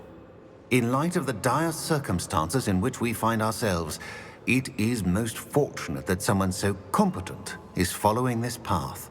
Thank you, Professor. I shall keep the second artifact safe as you've advised. Good. Are you ready to move on? What was the glowing strand that Isidora pulled from her father's chest? It was pain. You will understand more about her actions as you complete the trials. I'm ready for whatever comes next. In that case, introductions are in order. Allow me to introduce former Hogwarts headmistress, Neve Fitzgerald. Neve. Thế là gặp thêm một người nữa. How do you do? I must say that I was not entirely surprised to learn that a student had been completing the trials. I've always believed Hogwarts students capable of anything they set their minds to. Thank you, Professor. It's a pleasure to meet you as well. I am certain that you are more than capable of completing my trial. However, I must first, how shall I say, prepare the location of your next trial. We trust your judgment, Professor Fitzgerald. You should know better than anyone how to manage the inconvenience of, well...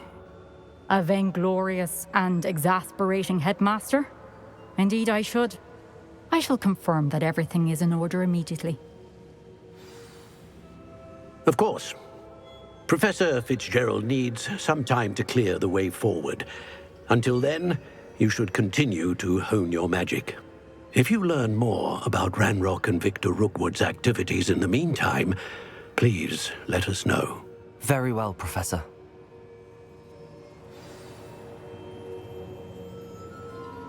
I know. Continue to hone my magic. You do learn quickly. Hopefully you will soon hear from Lodgok as well, and we shall learn how he fared with the helmet you retrieved.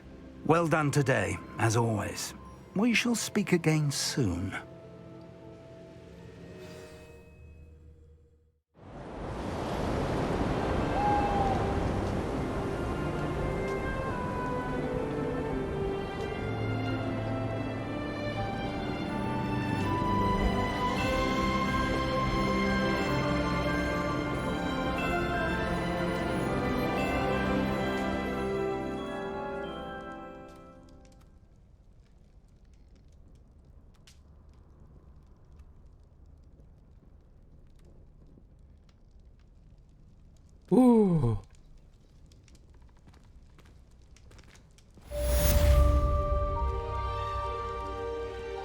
Thế là khép này chỉ có 4 thử thách thôi đúng không?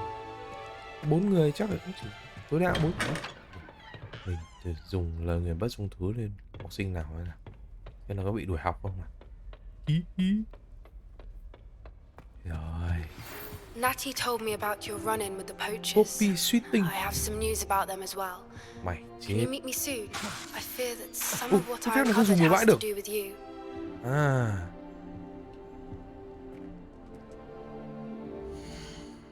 Cái phép đấy nó không cho mình dùng bừa bãi các bạn ạ.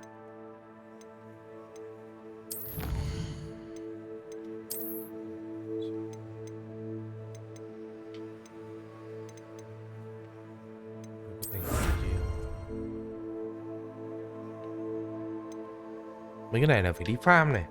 Đánh quái là phải đi farm này.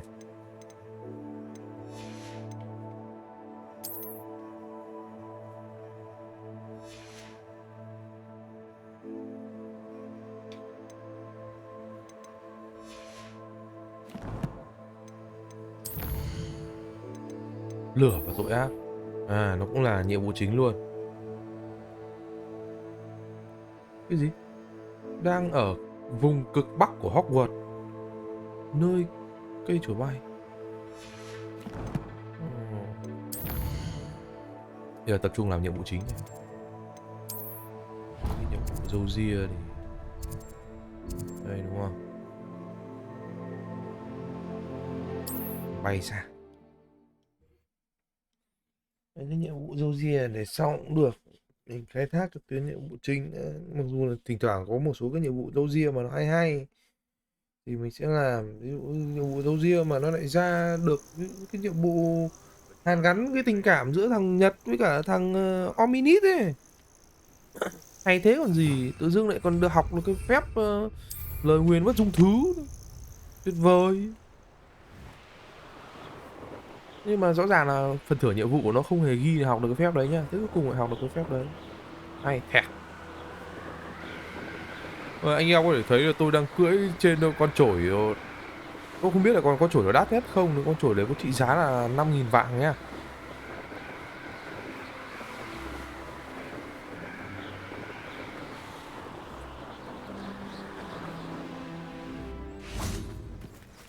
Is Highwing all right? Natty told me what the two of you did. Highwing's fine. I'm keeping an eye on her. She's safe, Poppy, I promise. Good. Whatever the poachers are up to, I want Highwing far from it. You said you had news about the poachers, and that some of it had to do with me. It did. I overheard them talking in the Hogshead, and did you know that they have orders from Victor Rookwood to capture you on sight? Does this have anything to do with Rookwood and Harlow coming for you in the Three Broomsticks after the troll attack? It does, somewhat. But at the moment, I'm more concerned about what else you heard the poachers are up to. Fair enough. But I hope you'll let me know if I can be of help, especially after what you did for Highwing. Does the name Horntail Hall mean anything to you? I'm afraid not. Why? What is it? The poacher's best kept secret, apparently. The name came up twice, but they never went into detail. I also overheard one of them bragging about all the gold they're making, at the expense of innocent creatures, undoubtedly. The poachers spoke of this area, and I thought if we searched around a bit, it might give us clues as to what they're doing. If you ever meet my gran, this trip never happened. Not to worry, Poppy. If I ever meet your gran, I shall not speak a word of this. I normally tell her everything. She might be my best friend after Highwing, but she knows how I feel about the poachers. I think she worries I'll do something ill-advised. Whatever gave her that idea? This way.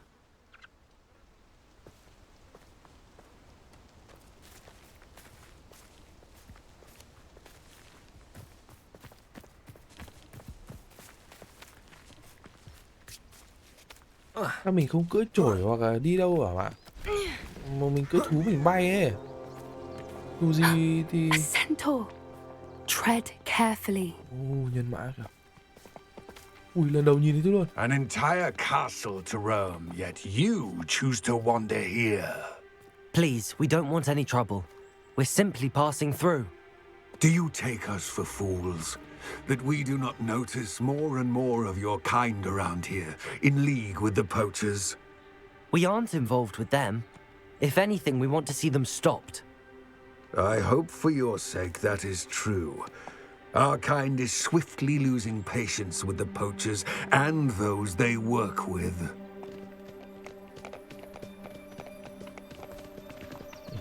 Nhân mã này kể ra vậy là có tổng cộng là 6 chi đấy các ông ạ. He was certainly a charmer. That could have gone worse. Centaurs aren't exactly fans of wizard kind, and the poachers aren't helping matters. But why would he think that we had anything to do with poachers? I did notice the poachers talking with a few villagers in Hogsmeade. I'm not sure why.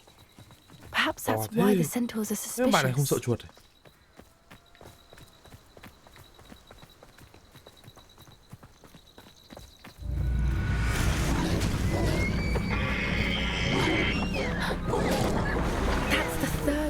I've seen a dugbog behave that violently. It seems that a lot of beasts have been more aggressive than usual lately. I've noticed that too. It's almost like there's something in the water. Revelio. Di chuyển nhanh lên cái nào. Một người vội như tôi.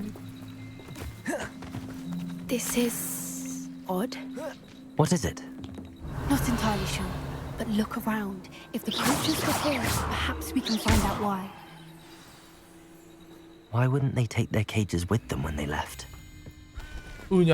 Pelts. Ở trong cái lâu đài kia, cái lúc mà cái lâu đài... They can't have been gone long. Cái lâu đài Rockwood ấy. Có mấy con thú bị nhốt ở đấy mình chưa giải cứu được ấy. Ôi ôi. Nếu đi thẳng vào nhiệm vụ thế là không giải cứu được đấy rồi. Cái gì nữa?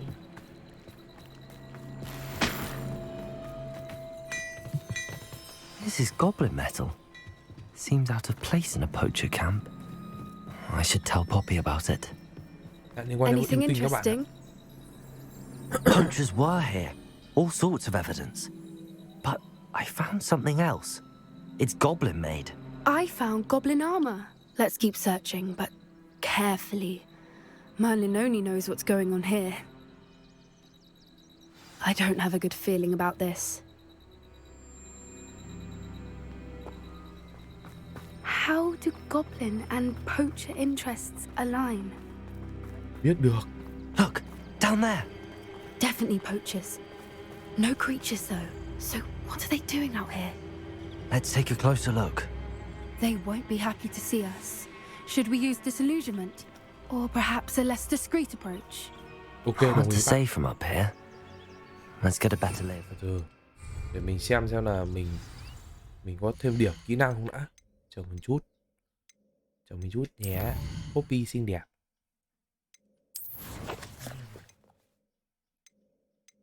Ôi, không điểm kỹ năng.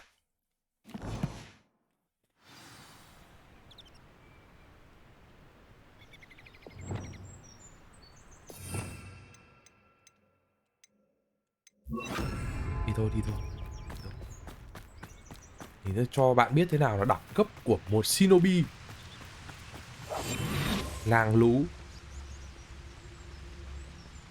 You've had too much fire. I tell you this.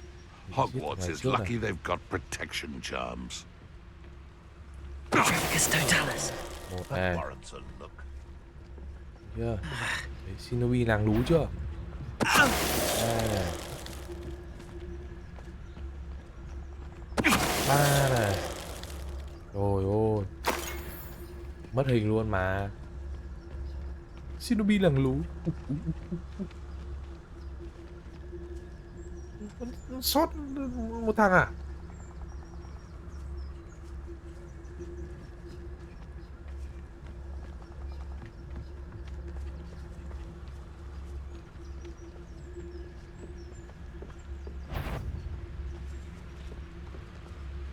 Now, where did I set my traps? Was it Lower Hogsfield? Or up? Come out before I find you. What's this? Is that the big die? Amateur. Can't bring Bạn biết phép kinh đầu à?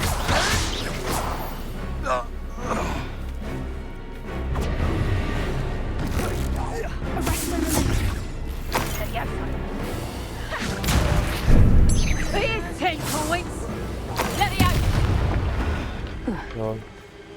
Merlin, you'd think they were guarding the Minister for Magic himself. Revelio. What is going on here? Only one way to find out. Phép sửa cầu được. Reparo.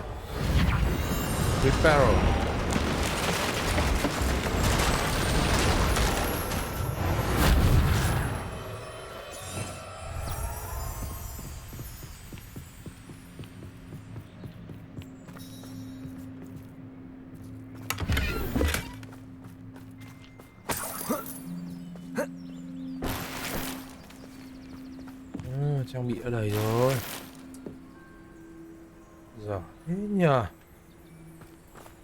Nguyên về bán đồ ạ.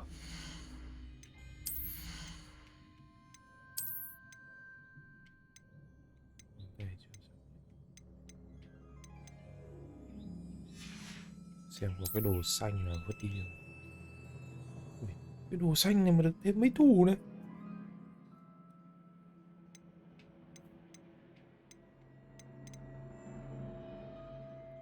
Ui.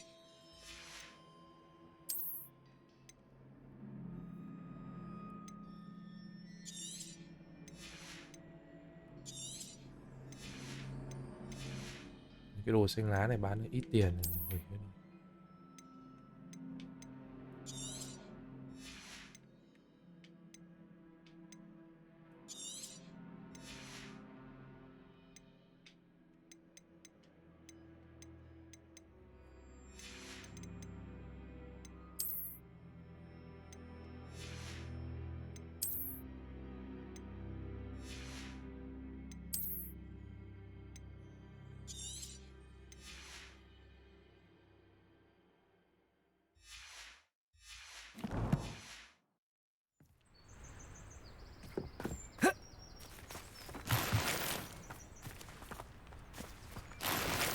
Ui, lại đồ cam này.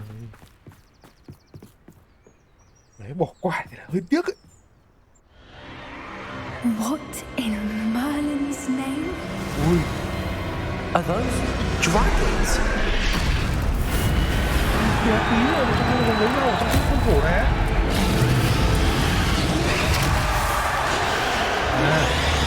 Nó đeo cái gì cho con rồng nó khống chế nó ăn với nhau thôi.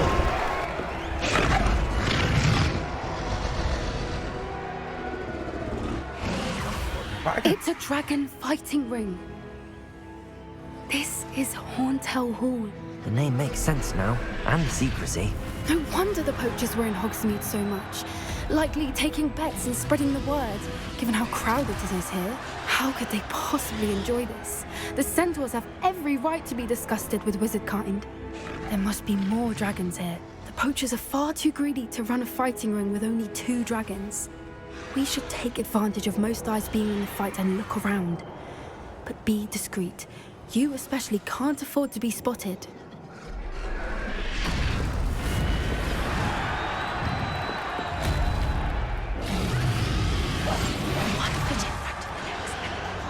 Don't know what Victor was thinking, striking a bargain with Victor's totalist. Bấm báo.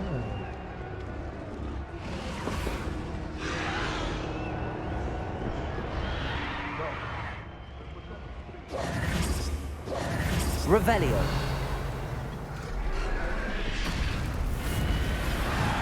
Tưởng đi vào được.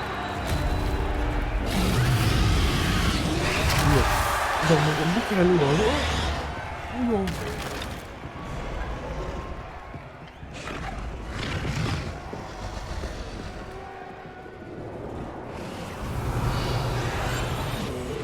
Have you heard from your family? Has either of your brothers come round to our way of thinking? Will they join us? They say we go too far. The violence isn't going to get us what we want.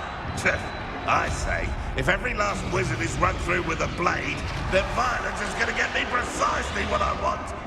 Sickens me to work alongside any of them. Don't know how Ramrock's stomach's being near Rookwood. Foul beast.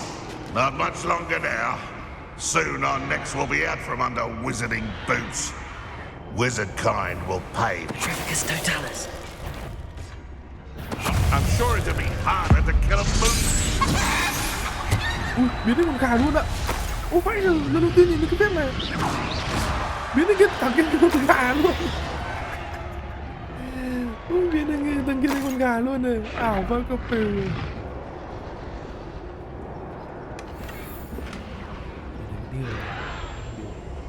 Tưởng mãi. Revelio.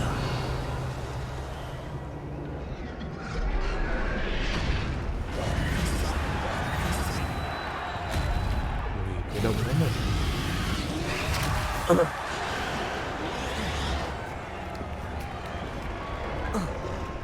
Revelio. Ui, có một con bằng mã luôn.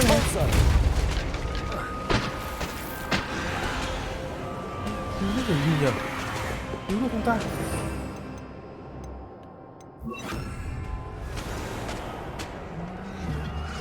Cứu được rồi. Revelio.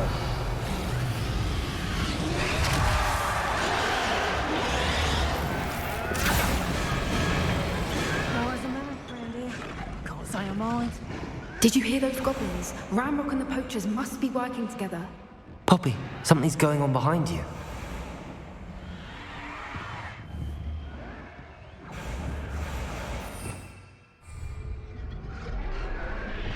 Confringo.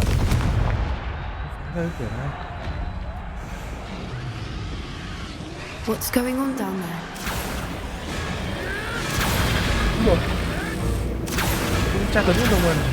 They must have only just captured her.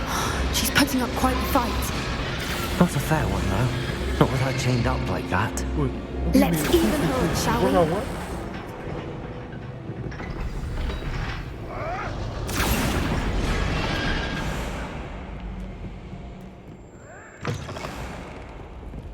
Revelio. They've got a dragon egg. Hebridean from the looks of it. We can't leave it here, not with the plans they likely have for it. Thôi, từ từ, cứu hết. Cho đi nhanh cái nào, đi chậm rúa này.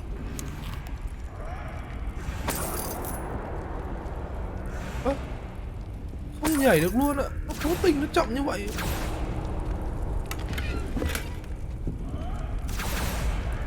Ui, con ở trong trứng luôn này. Hello, Homora.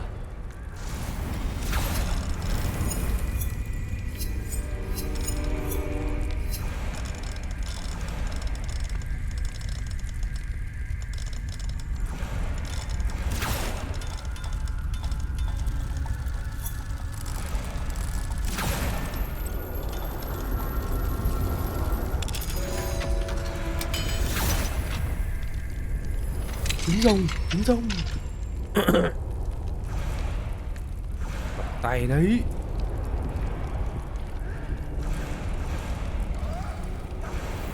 All right, I have the egg. Ready. The element of surprise will only buy us a few seconds. Let's make them count.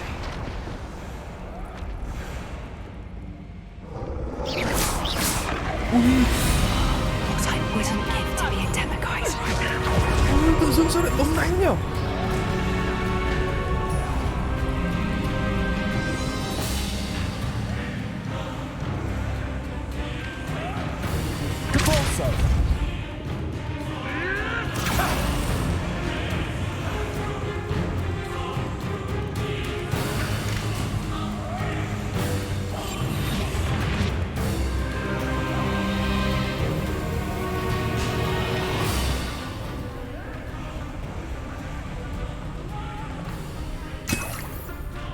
Cung đòn nổ.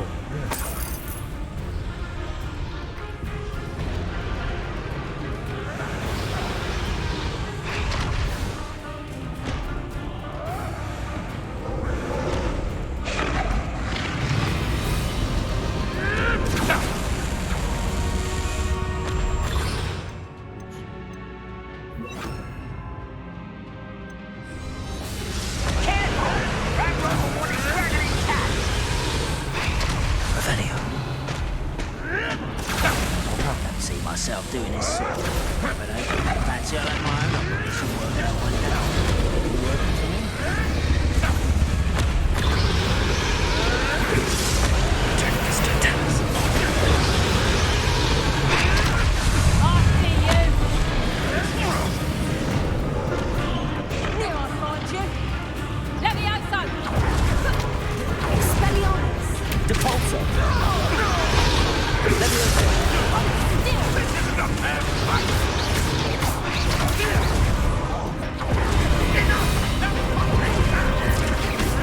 Back to more. Cruising. Right, my turn.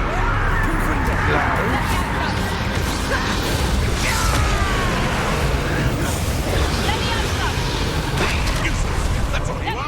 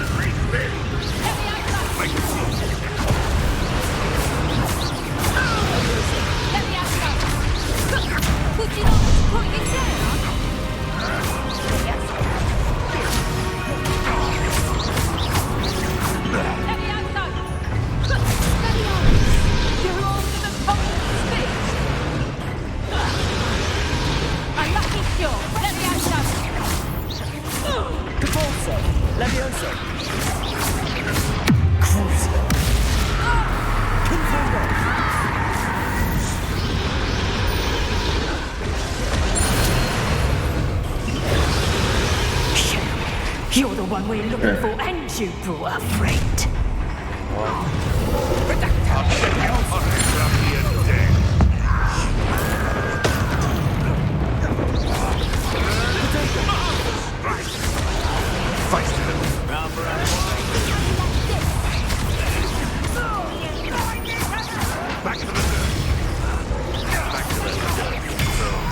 I see you.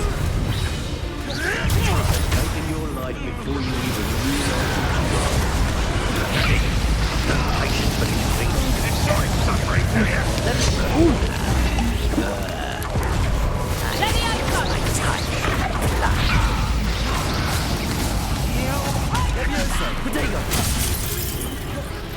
Overgrown weed.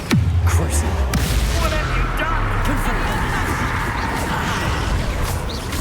You leave Đại giới là như nào?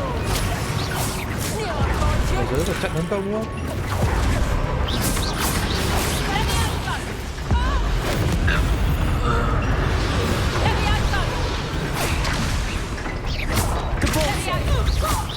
Confringo.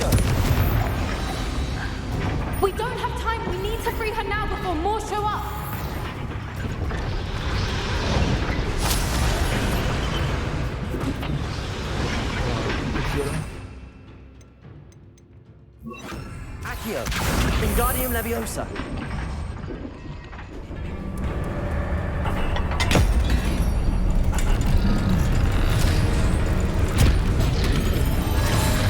This may have been a bad idea. Có cả giọng mõm và dòng nữa kìa ông ơi. Mình lại đánh tiếp à?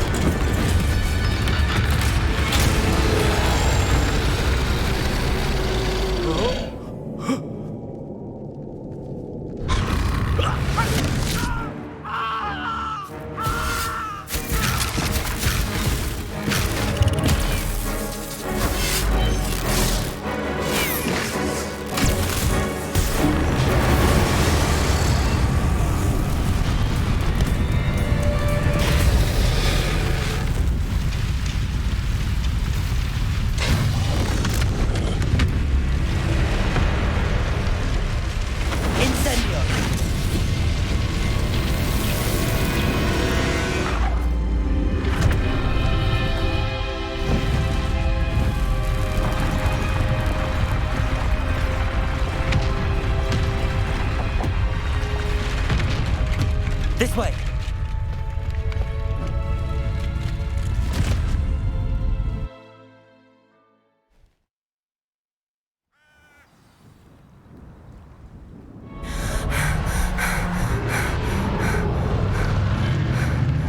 That was a Hebridean black.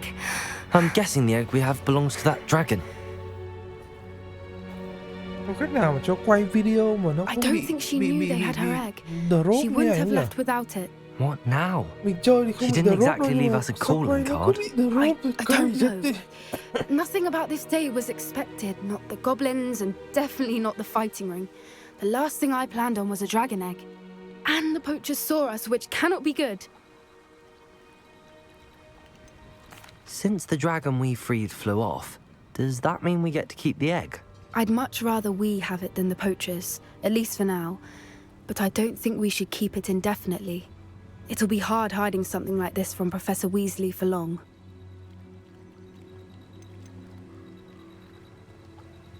Should we expect trouble from the poachers, given the trouble we just caused? It would be foolish not to expect it. They're not a forgiving lot.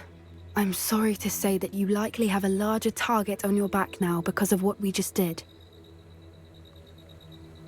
We aren't helping ourselves standing here. Let's get to safety. We can sort this out later. You're right.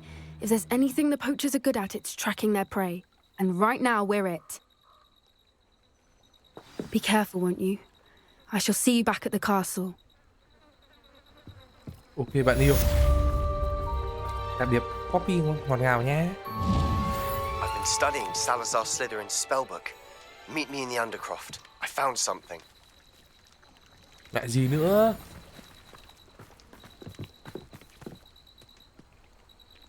Ủa, sao chỗ đoạn này quay lắc thế? It's time you learned the transformation spell.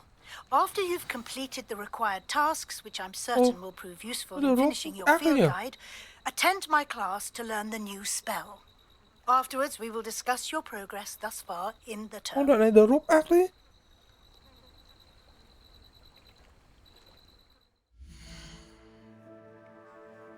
Thế nào?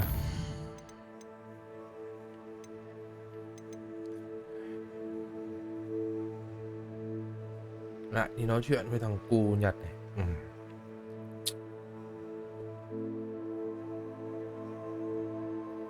Rồi, nói chuyện với thằng cù này nữa.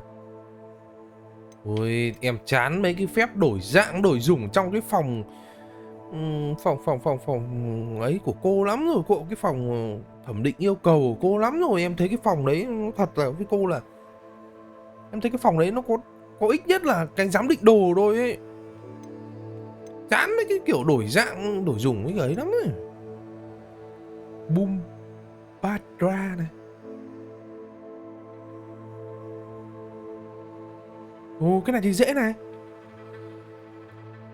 Cái này đi bắt thú thôi này. Từ từ. Về đi, một là đi giám định đồ đã này. Xong đầu là đi tìm người Nhật.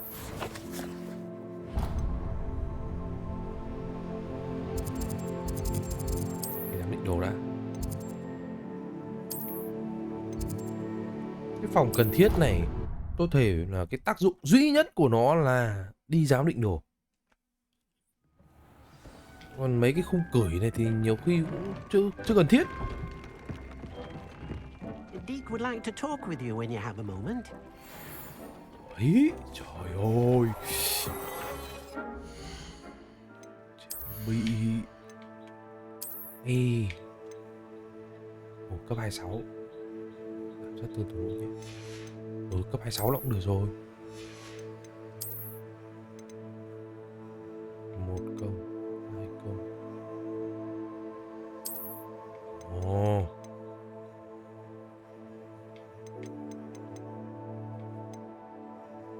Incendio.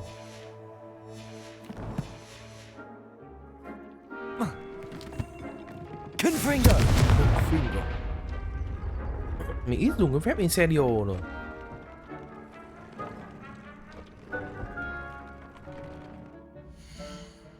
Nào. Quàng cổ. Không có gì hơn. Áo choàng không có gì hơn. Trang phục cũng không có gì hơn cả. Đây chỉ có cái găng tay này hơn này. Tăng được thêm 9 công nữa. Mà cấp 26 thiếu một tí thôi. Thiếu một tí thì vẫn phải giải quyết bằng cái vấn đề là đi bán đồ đã. Sang bên Hogsmeade bán đồ đã. Gì đây? Lấy chiếc bánh quy. Ngoại trang vàng. Báo như nhiệm vụ phụ.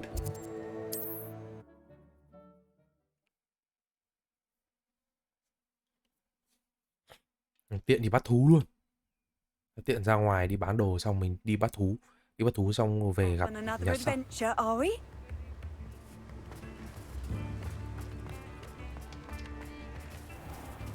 Here, Ethan. Come on in. Healing potions are a speciality here, should you need any.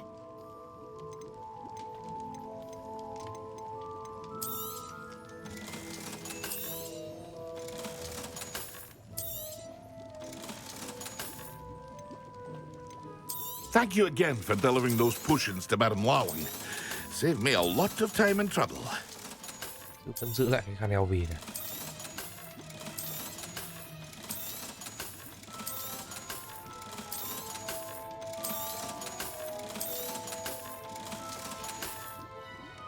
I hope to see you again. Farewell for now. Nhật chờ tí nhá, Nhật nhá, ta đi bắt thú cái đã nhá. Win này.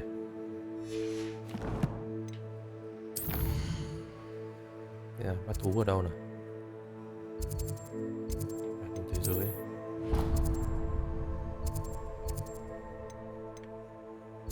Bắt thú ở tít đây cả. Được. Đằng nào cái việc bắt thú nó cũng không quá khó khăn. Ôi trời ơi, 6 giờ 15 sáng rồi. Tí 7 giờ chạy ra tiệm thuốc mua que test Covid. Test thêm xem là đã khỏi chưa. Từ hôm đấy giờ cũng hơn 1 tuần rồi.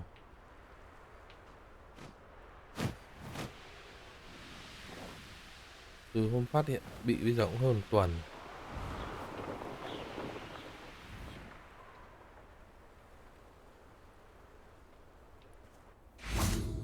Revelio.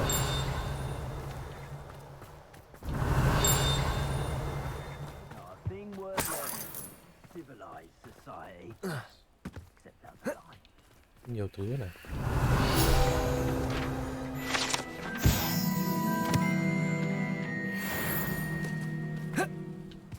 I don't want to work with you. Ever. Rook was gone mad. Revelio.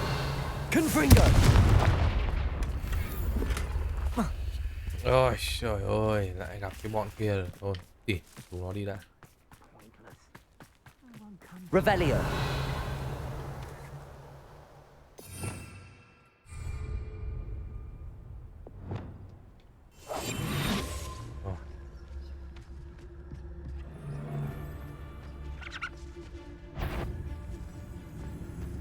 Cái gì cơ? careful. Phóng một kẻ địch đang bốc cháy bằng defusal. Phóng một kẻ địch đang bốc cháy vào kẻ khác bằng defusal. À, đánh bia. Tức là đây là defusal đúng không?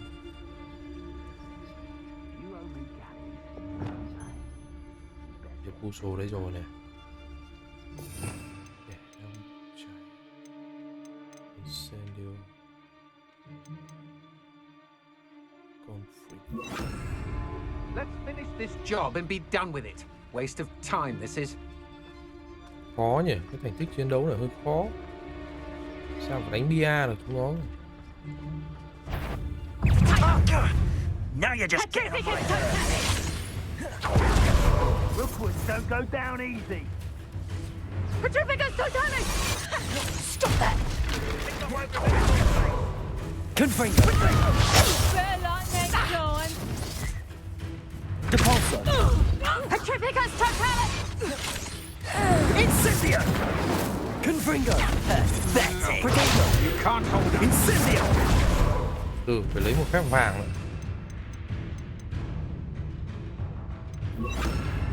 Petrificus totalis! Dark arts early. That's just the beginning. Hang on! Arrest them momentum. Incendio! You think I'm impressed? Confringo! Depulso! That's proper feeble, that is! Is it you? Potato!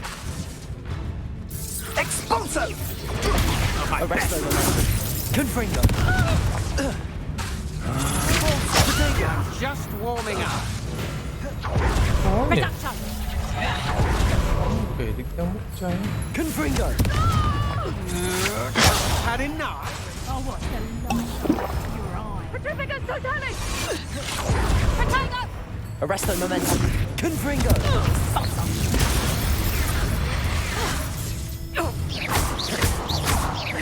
Reduction!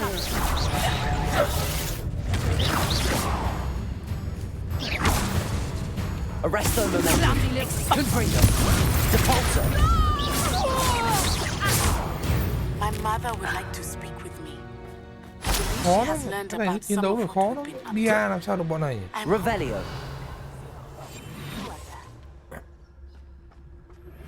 Can we meet at the Three Brooms again? It may finally be safe Chú em lên rescue the cũng dọn dragon tiệm from rồi. Hotel Hall.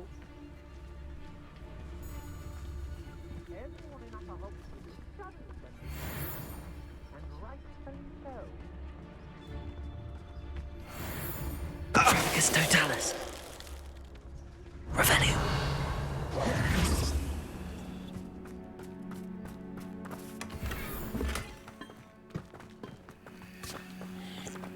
Uống nước.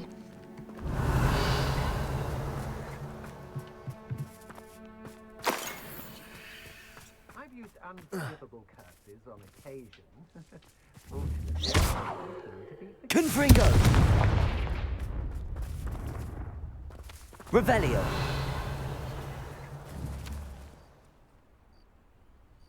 Confringo! Somebody out there? Where did you go, coward?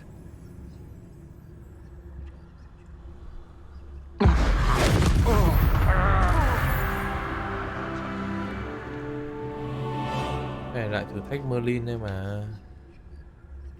Còn hai thằng vào xử nốt. Someone. Oh, the anticipation. Oh, enjoy stealing hippogriffs, do you? Confringo! Potato! That's the best you can do. Arrest them momentum. Confringo! Revelio!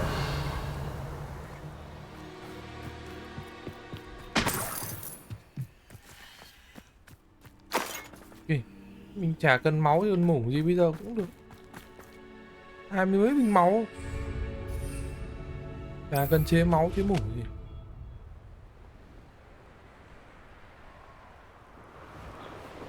Bắt thú rồi tự dưng lại quay ra đánh cái bọn này.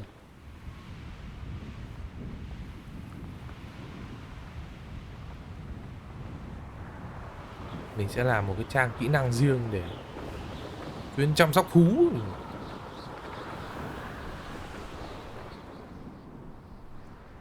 Xuống xem. Rồi, làm một cái trang bộ kỹ năng chuyên để chăm sóc thú, bao gồm là trải lông cho thú, bắt thú, bắt thú để chỗ này đi, cho thú ăn,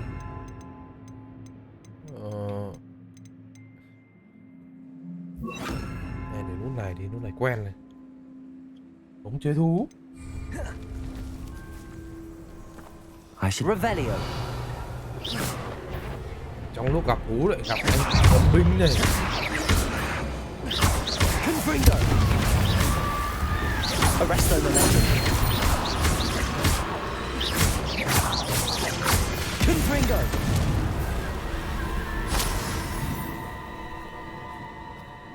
Rồi luôn, thú nó chạy hết mẹ luôn rồi.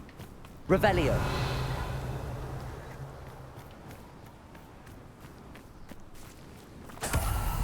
Tròn kia này, cách Merlin cái gì đây? Capulso. Cút. Mình đẩy nó đi phát là Revelio.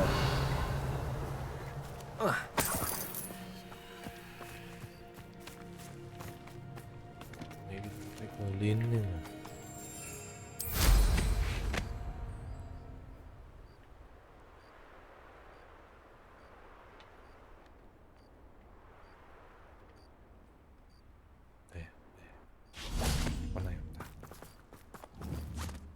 Arresto momentum. Đấy chứ. Levioso.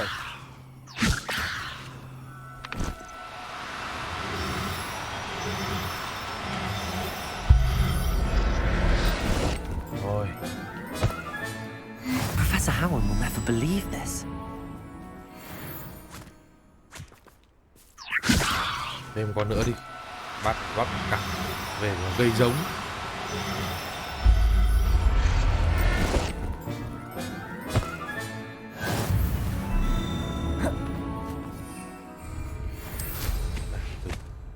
Cái biểu tượng sức mạnh kia, cái biểu tượng dưới này lại có bọn này nữa. Who lived here, I wonder? Is that there? Stop! I know you're the one who stole our hippogriff. We've been looking for you. Is that You're the one who stole our goblin helm. Well, there. You're still no match for me.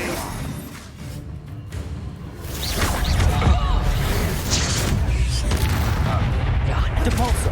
Confringo. Arresto momentum.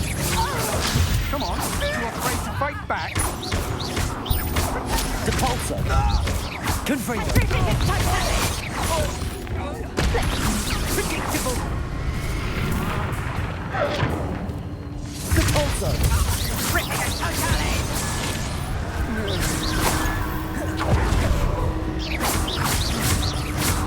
Petrificus totalis! Arresto momentum. Confringo. Depulso.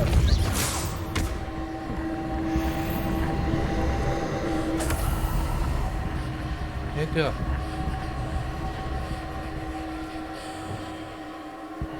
Accio.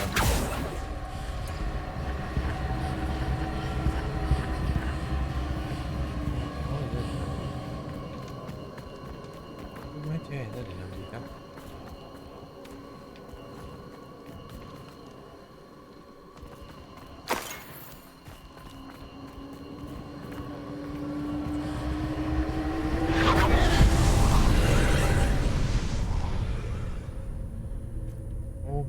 Cái đường đi đâu này?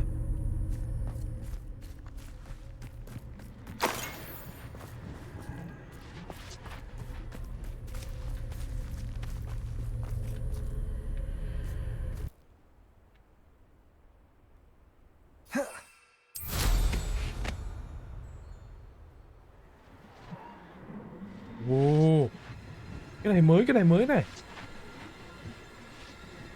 Kìa.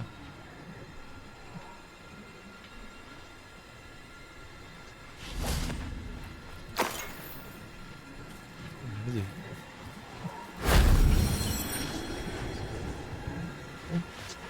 Cái này là cái gì?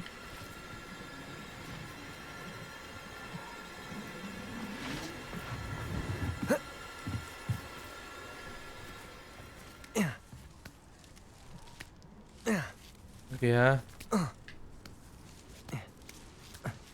Tụt xuống luôn đi.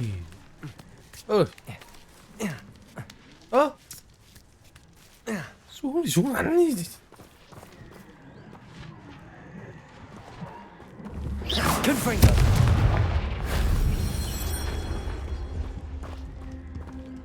Ba cái rồi cái gì nữa?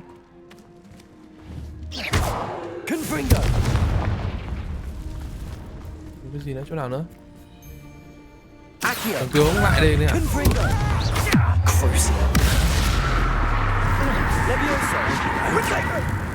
Thought you had me there.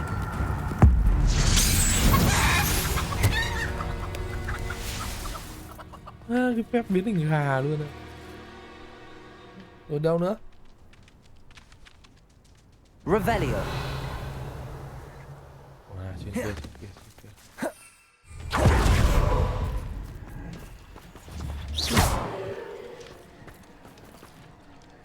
Mấy cái cầu này cách Merlin.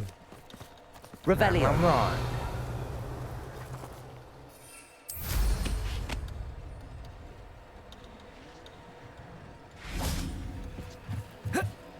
Nhiều khi rất là tiện.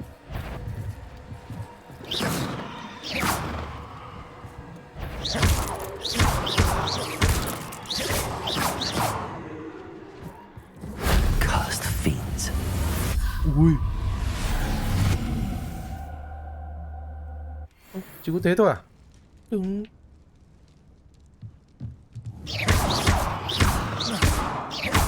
Revelio.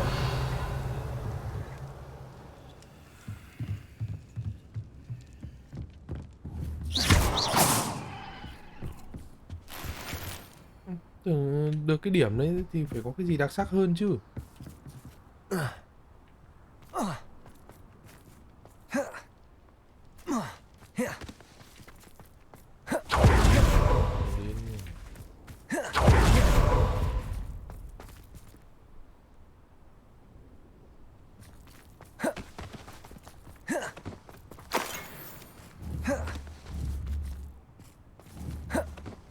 Quên, cứ lộn.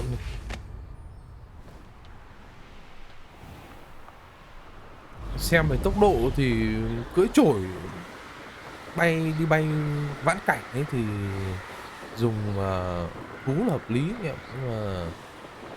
nhưng mà để mà bay nhanh đi xa thì chổi nó vẫn là nhanh hơn. Ma thuật vẫn hơn là sức con thú con vật.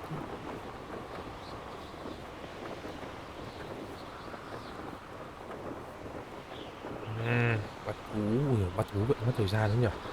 Bắt thú mình còn rẽ đông rẽ tây nữa chứ.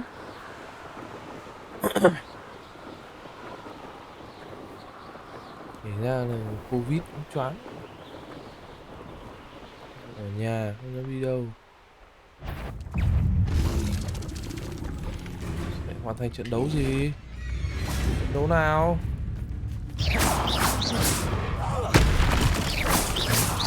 Địch đâu?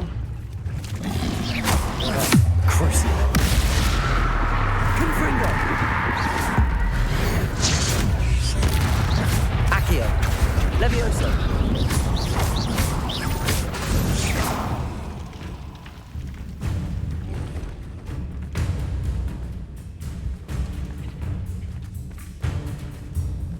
Đi bắt đấy rồi. Trận đấu.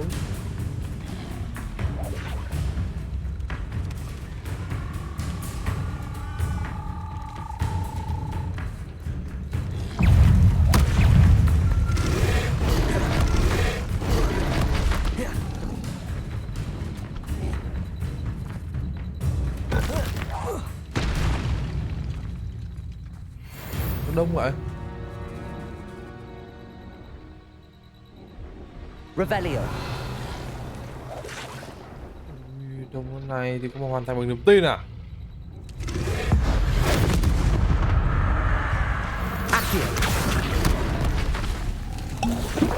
Thôi, bye bye các bạn. Bắt thú đi, bắt cóc thôi.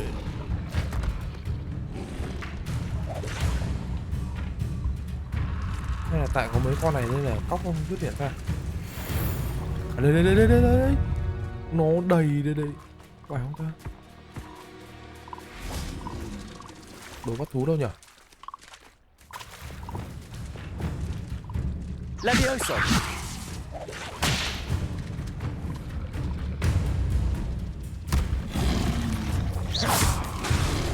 Levioso.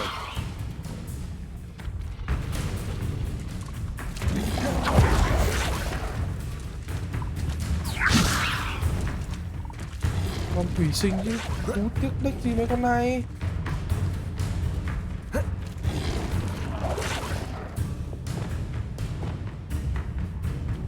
Accio. Confringo. Levioso. Crucio. Potato. Confringo.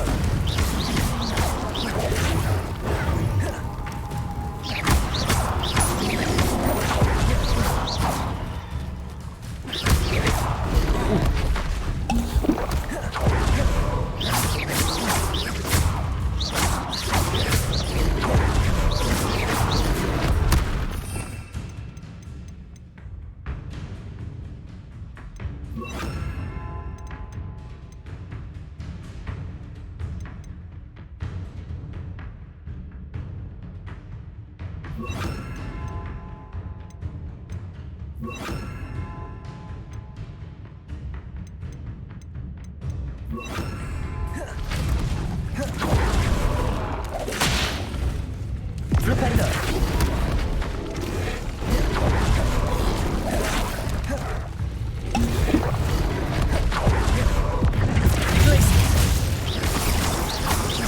Confringo. Defendo. Flipendo.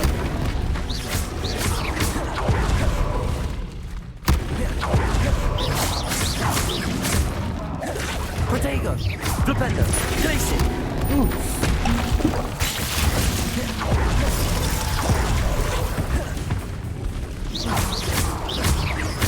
Confringo.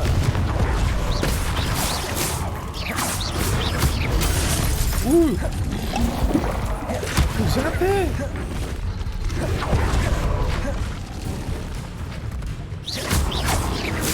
Potato.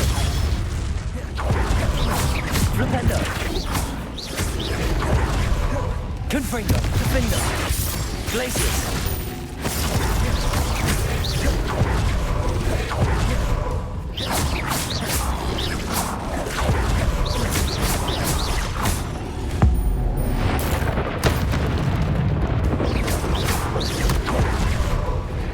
Potato.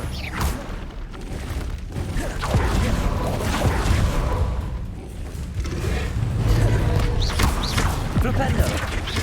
Confringo. Defendo. Glaciers.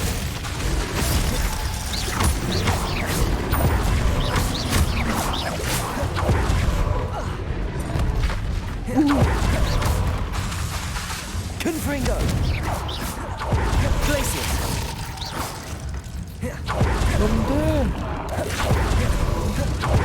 Defendo. Confringo.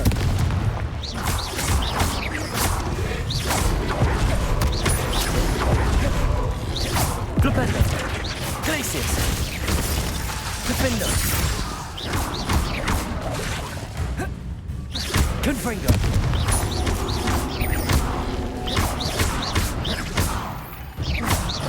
Flipendo. Glaciers. Confringo. Defendo. Con này nó bị mỏi rồi.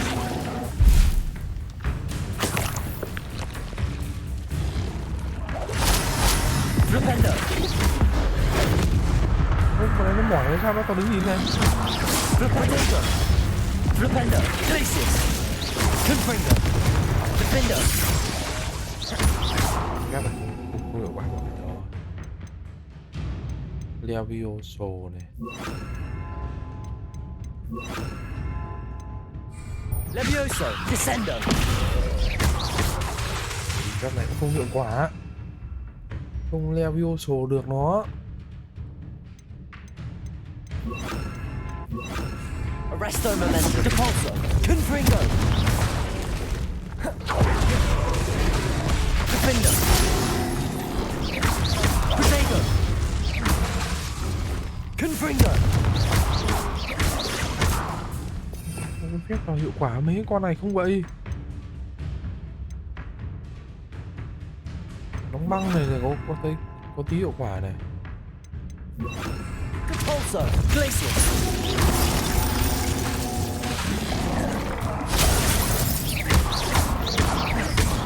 Defender.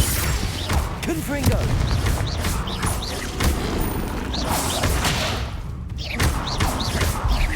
Glacius. Confringo. Defender. Protego. Depulso. Glacius.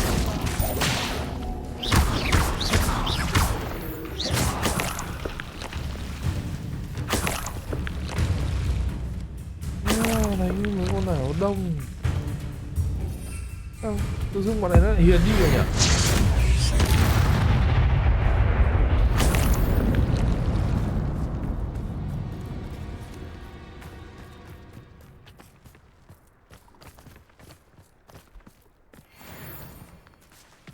Revelio.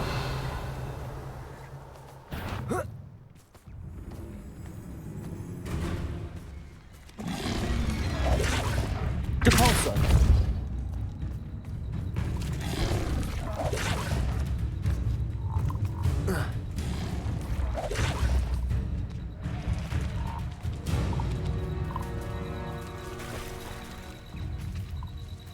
Cái hang.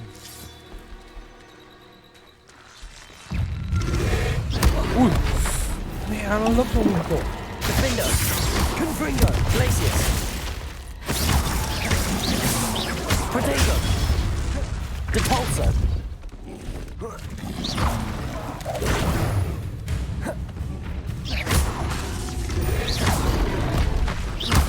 Glacius. Confringo. Defender. Protego. Glacius.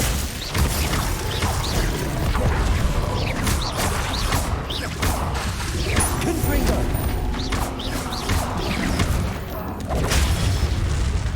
Depulso. Confringo. Defender. Glacius. Protego. Confringo.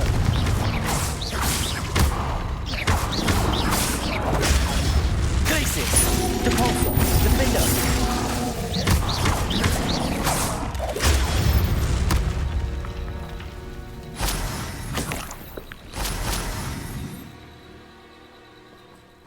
Cóc thì chả thấy đâu, toàn thấy mấy con.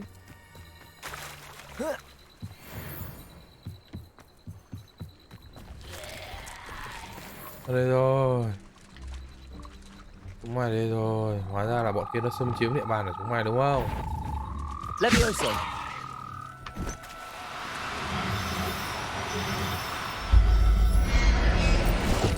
Nhưng bọn nó chỉ xuất hiện vào buổi sáng nhỉ? Assignment's all finished. Đây, có cả phóc xanh nhà đâu có chuyển sang tí nhau.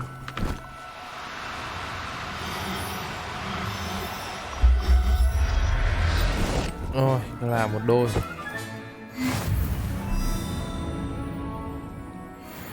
Sáng sớm đi bắt cóc.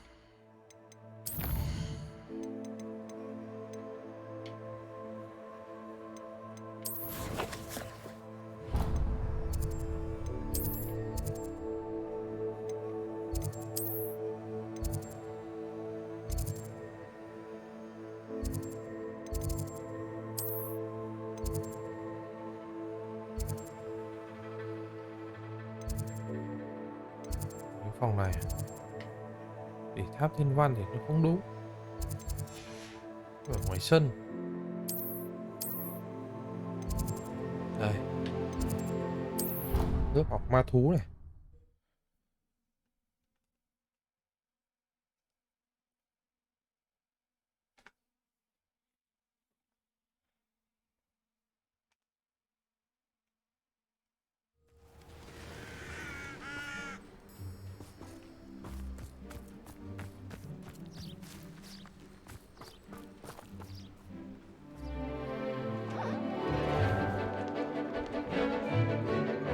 Cái con này là cái con gì nhỉ? Quên mất tên. Ô, con gì? À, cái con này là con thú mỏ vịt khi mà còn bé. Ui dồi. Excellent work today. Class dismissed. Ugh. Can't say I'm terribly fond of all the dung in this class. I take it you're ready to learn. I completed your assignment, Professor. I'm ready to learn Bombarda now. Good.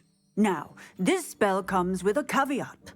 It should only be used when necessary. The exploding charm, as you might suspect, can hurt people. Use caution when casting it.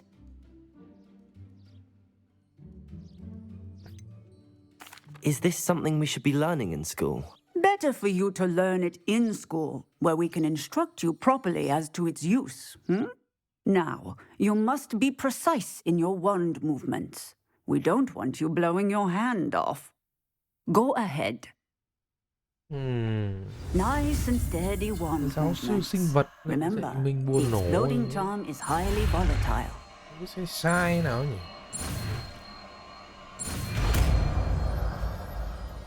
Bupada. Well done. Now, let us put it into practice, shall we? Go ahead and try it on the pumpkins. Pumpkin.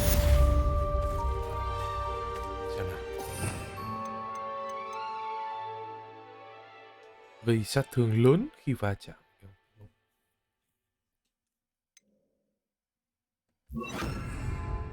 Bombarda.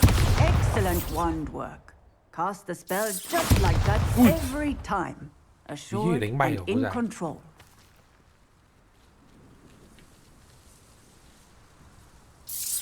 Excellent.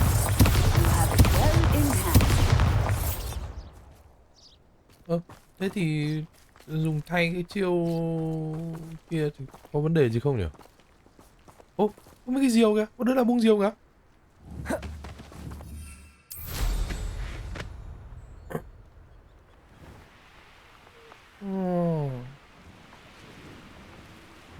Thả diều cũng hay đấy nhỉ.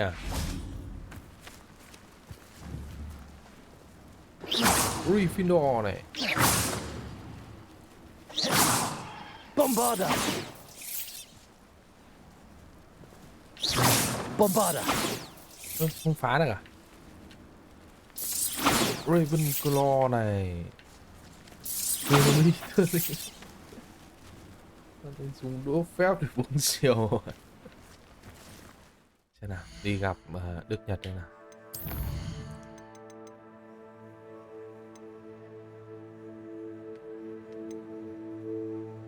Rồi, trong mật thất đúng không?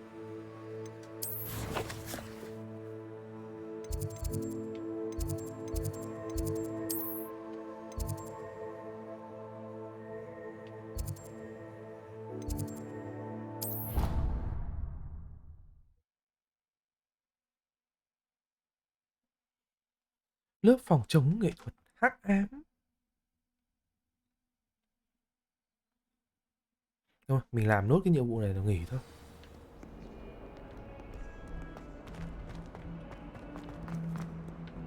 Có thằng nào tăng hình đấy? Không có thằng nào tăng hình chị qua.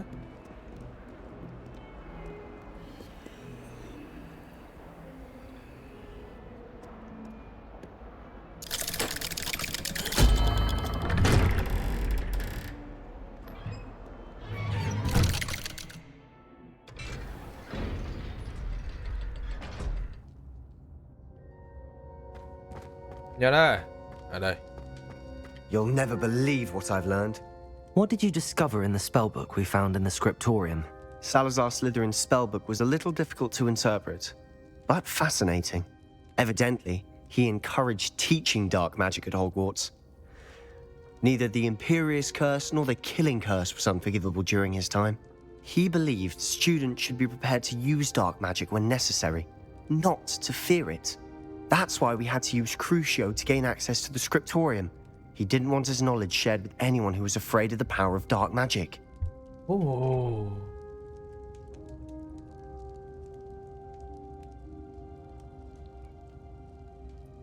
Tôi rất hối hận khi dùng Crucio. Ôi trời ơi, hối hận cái gì? Vậy tôi đồng ý. It was hard to do, but casting Crucio was our only option. And I'm glad we did it, because in the spellbook I also found something else. References to a lost relic, which, from what I can tell, grants the holder the power to reverse dark magic curses. And you think this relic might be able to save Anne? Precisely. I plan to search for this relic, but I don't think we should tell anyone. Especially Ominous. He wouldn't understand.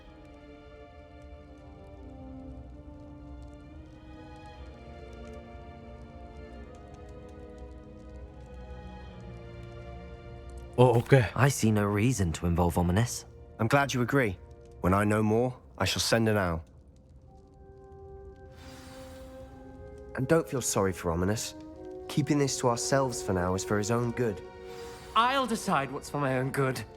Ominous, we were just about to get some air. Care to join? You're a liar, Sebastian. I heard everything.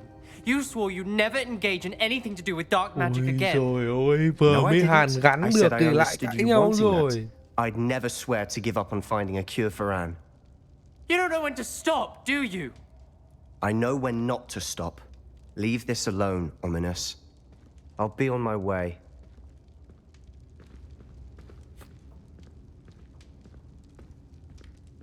I am not letting this go.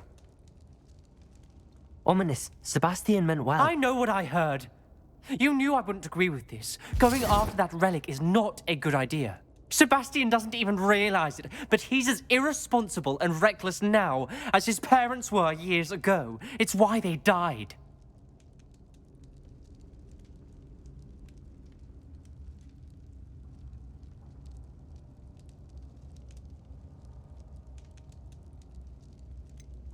I knew his parents died, but I never heard what happened.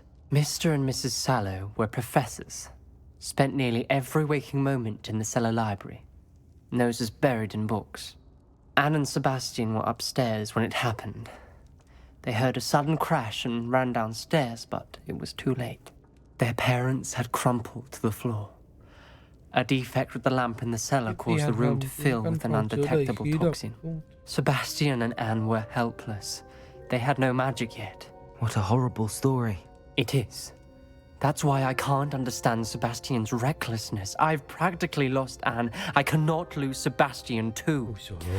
Please avoid anything to do with that spell. Thế mà nó không muốn mất thằng Nhật.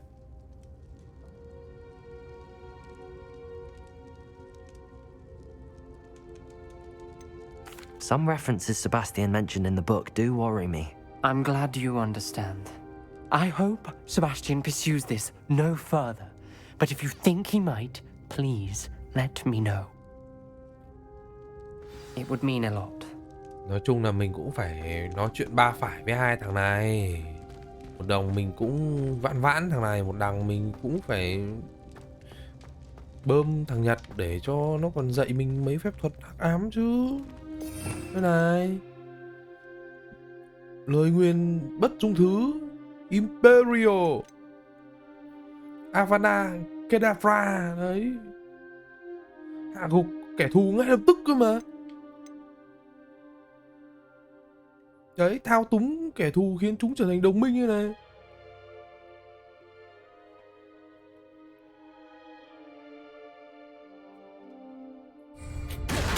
Những phép thuật gọi là xịn sò con bò.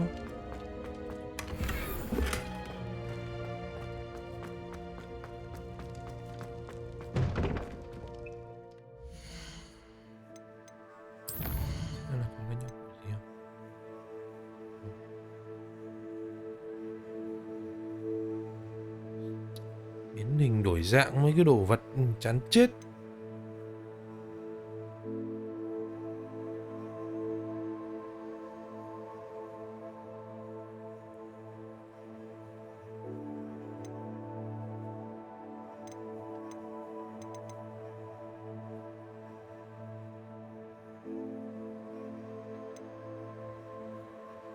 Ông đích này nữa.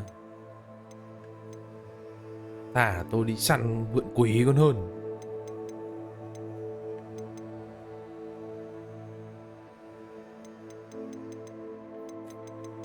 Câu chuyện của Roland Owaski.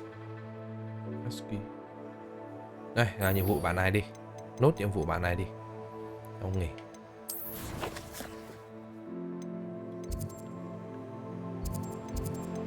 Bạn này bên ngoài.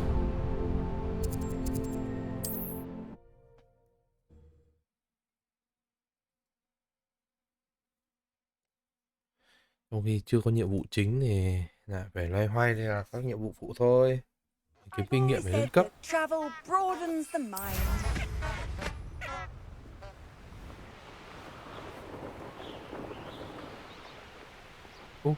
Cái chỗ này chỗ chiêm tinh đúng không? An astronomy table. Should prove useful once the sun's down.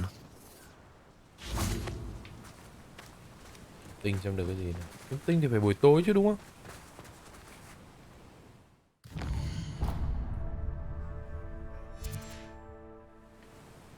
Here's one of those tables Professor Shaw mentioned. Nó nắm cái có nhiều cái nhỏ nhặt này nhỉ.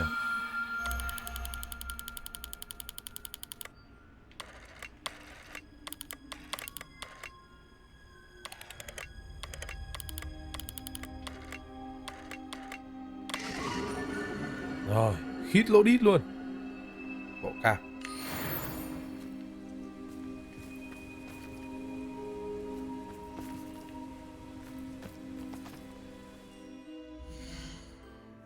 Mình đánh dấu nhiệm vụ rồi mà. Đánh dấu rồi này.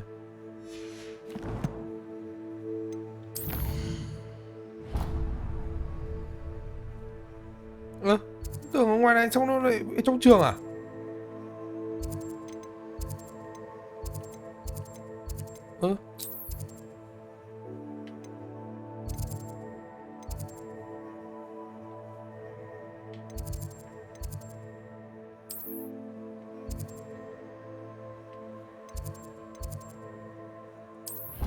Sao cuối cùng lại ở trong trường nhỉ? Tưởng bên ngoài chứ. Nhìn nhầm nhiệm vụ khác. Rồi, nốt nhiệm vụ này được nghỉ. Để mua que test Covid.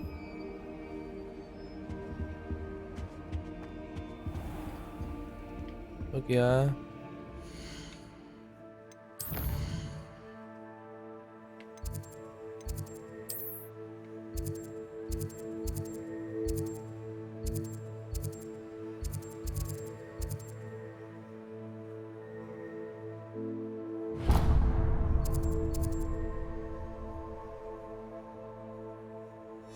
Cái nhiệm vụ này nó làm sao ấy nhỉ?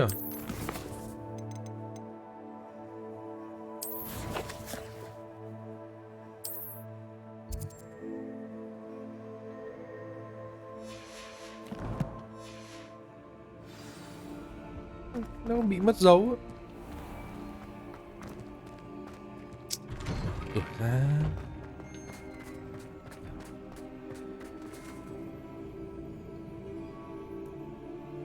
Ui, bên ngoài tuyết rơi này. Lạnh co vòi à. Adelaide Oaks, isn't it? I received your Adelaide. Yes, I'm Adelaide Oaks. Oh dear.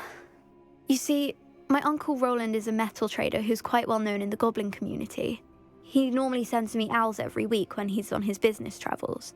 In his last owl, he alluded to dealings with those radical goblins, Ranrock's loyalists. It's been ages since that owl and I'm worried. What with the troll attack on Hogsmeade and the rumours that goblins may have been involved, well, I'm fearing the worst. Should I be worried about my uncle, or am I overthinking this?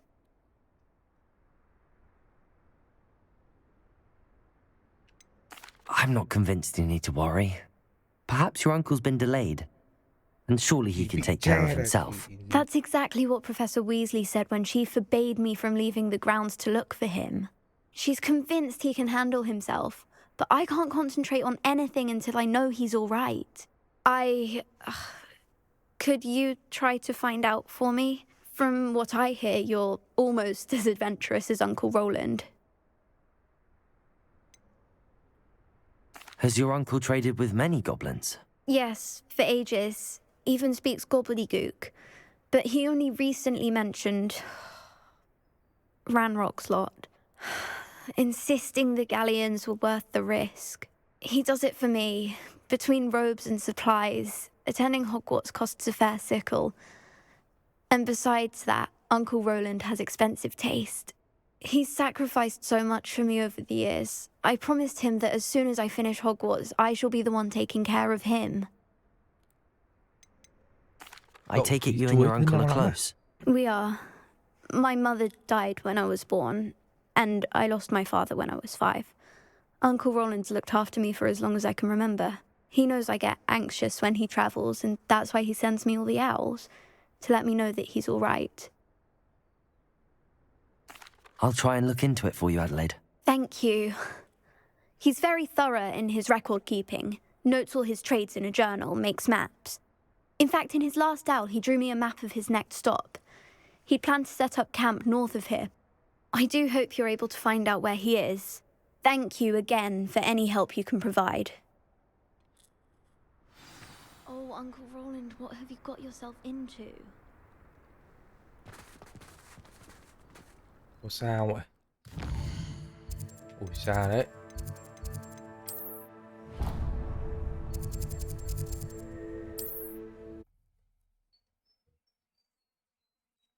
Chú ấy làm ăn với cả cái bọn Goblin. Chú liều thật. Chú liều lắm chú ạ. Chú Roland ạ. Đây, giờ cháu đi cứu chú đây.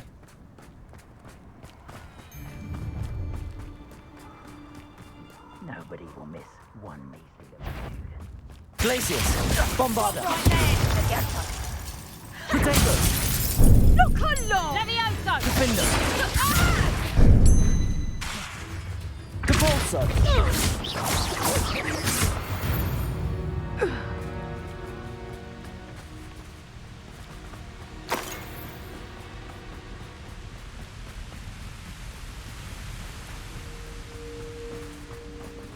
Cứu chú, tiện thể cho kiếm vài đồng huynh gót.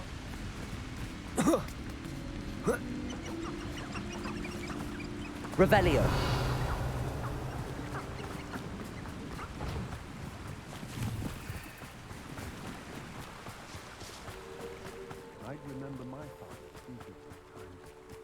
I've robbed every traveling vendor that passed through here. They never see it coming. Could this be Mr. Oakes' campsite? Ranrock's loyalists, just ahead. Should I... What have we here? Another human? Revelio. I didn't touch your helm. But thank you for making me the first object of your suspicion. Phép gì làm chậm?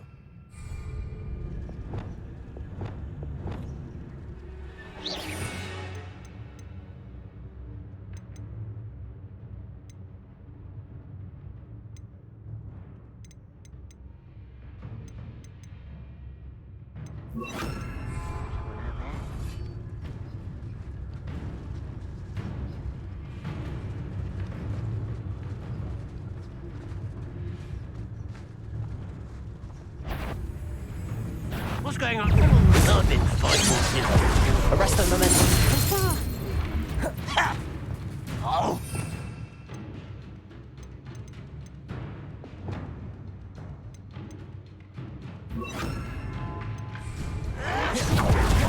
Here, another human.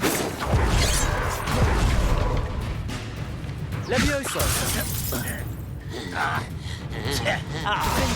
Bombarder. I will arrest the momentum.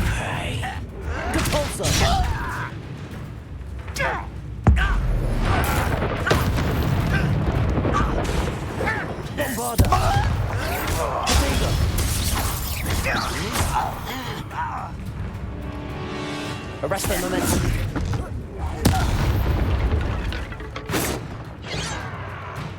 Depulsor. Defender. Now to find out what happened here.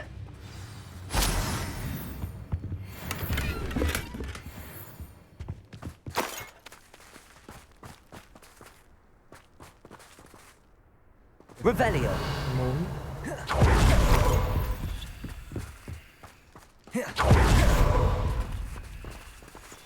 Adelaide said that her uncle kept notes of his trades, maps.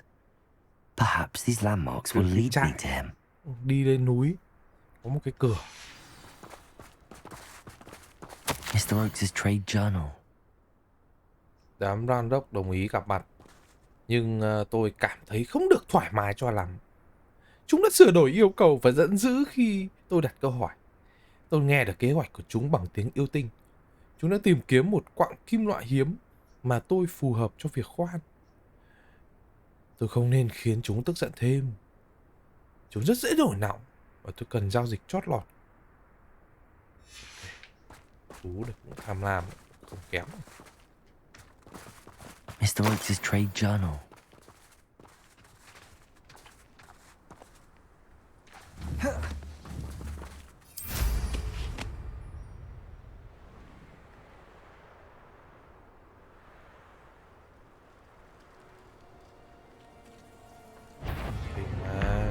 This could prove dangerous if I'm not careful.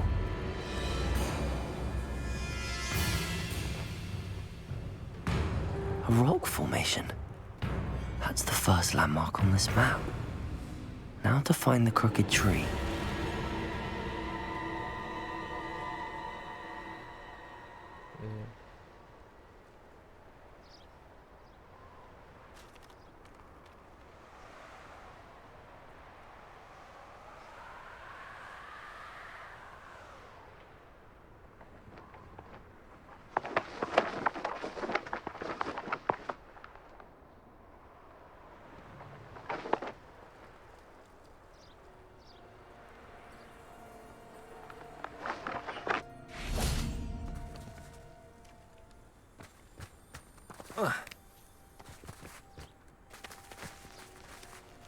Bombarder.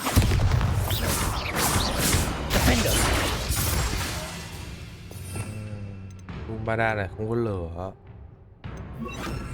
Confringo.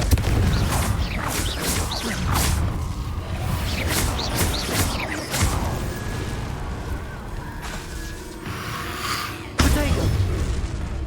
Confringo. Bombarder.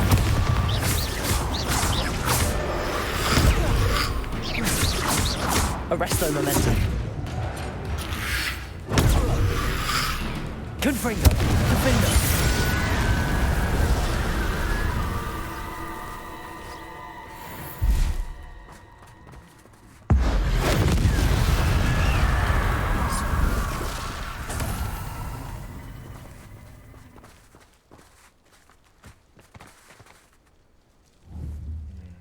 Xem lại cái bản đồ đó nào. Có hình dung quá.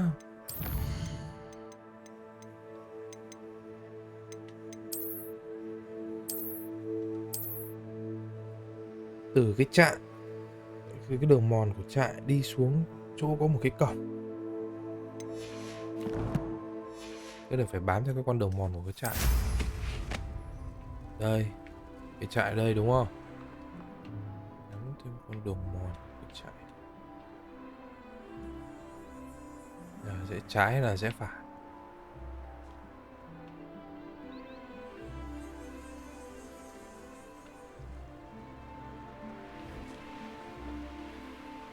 I know what that means. Merlin trial.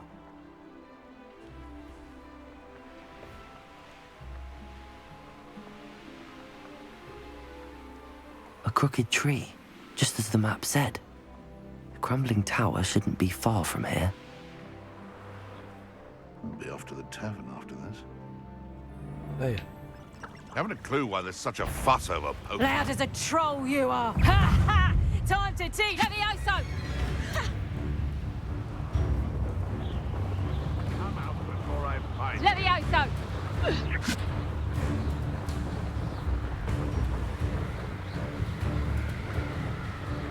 Một cái tòa tháp hay một cái cổng gì gọi là đây.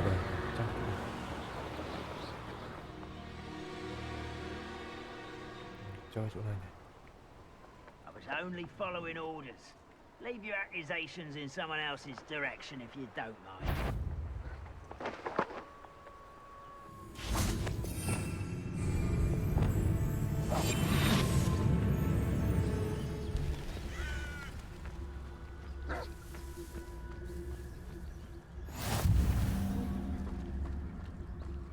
What do we have here?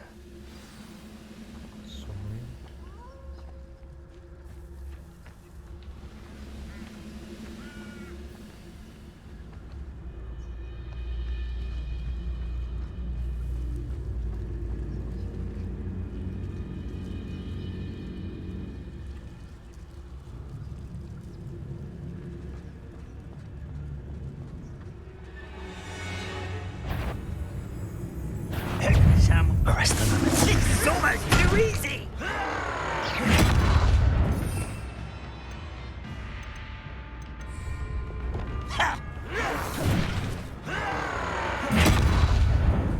Bình tĩnh như nào bạn.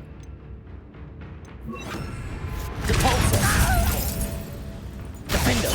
Bombarder!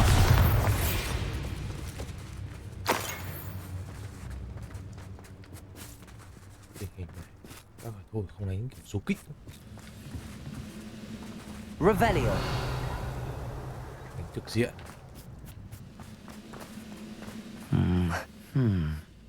I may have more luck higher up.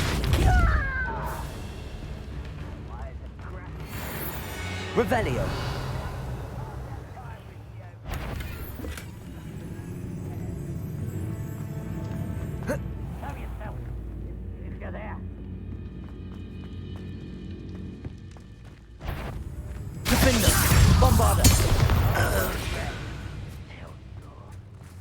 Revelio. Cái này lại tiếp bên kia. A ladder. That's what I need.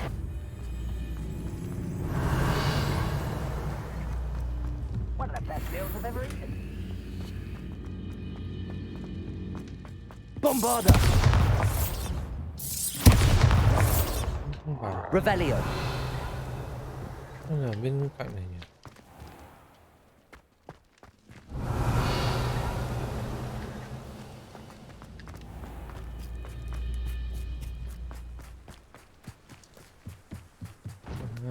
Chỗ này để mình trèo để đi đột kích đây.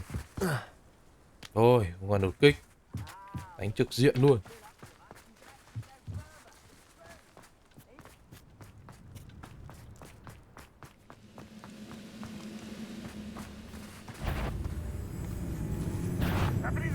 Up for a bit of dying, are we?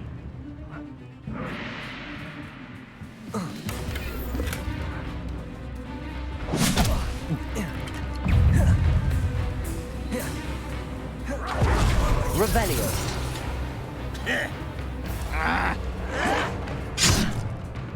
Compulso. Bombarda. Arresto momentum. Revelio.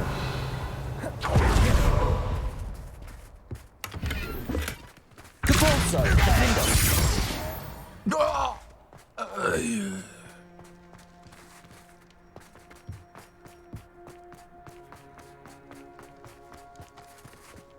Depulso. Arresto. That's the spot on the map. I'd best have my wits about me. Revelio.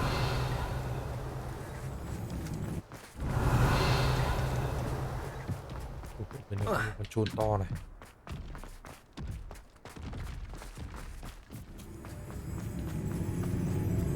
What went on here, I wonder?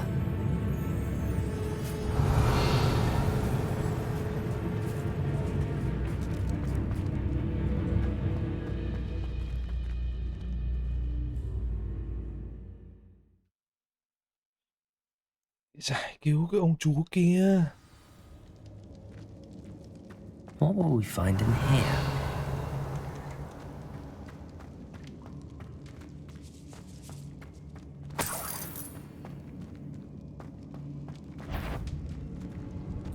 Các cháu ra đây đi.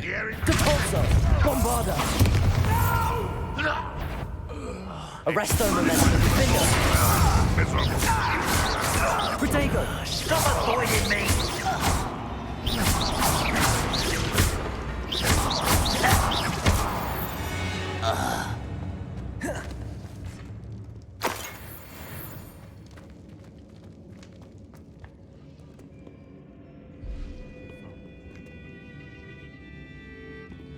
Aloha Mora.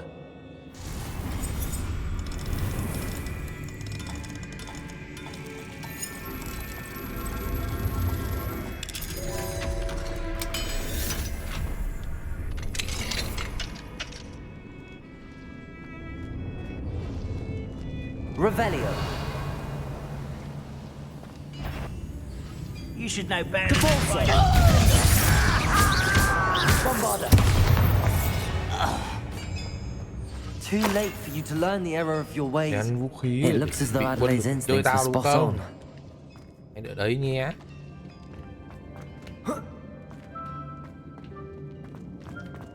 Revelio.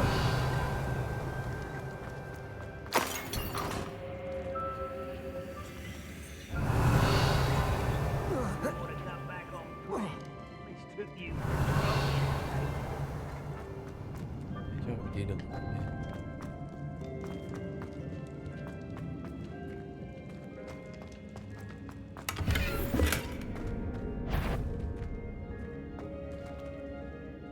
Someone there? Arresto momentum. Defender.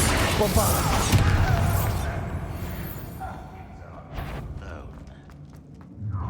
Hai chiêu rồi chịu ngay. Trên này có đồ này. Revelio. Đấy cái gì? Có cái cửa đi vào. Chắc là chưa về lúc nào. Arresto momentum. Defender. Bombarder.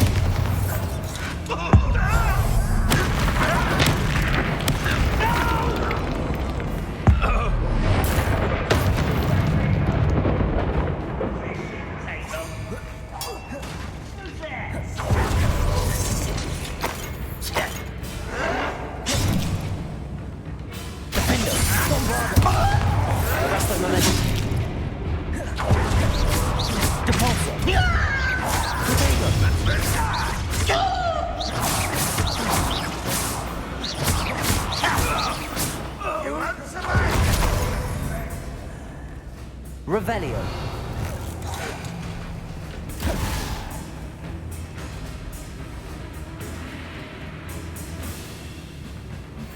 A boiler door. How to open it?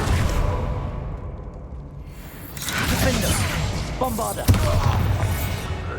Revelio.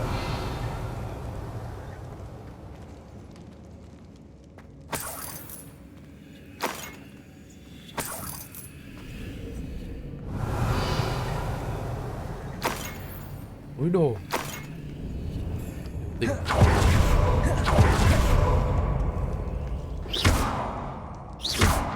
Phép lửa.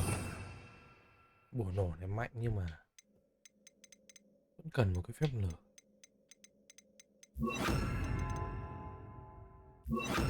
Confringo.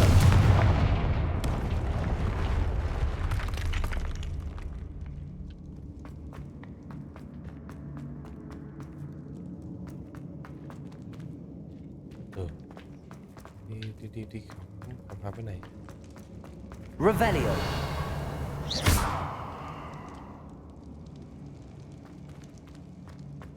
Nhiều khi đi vào chỗ nhiệm vụ cái trước rồi đâm ra lại mất hay.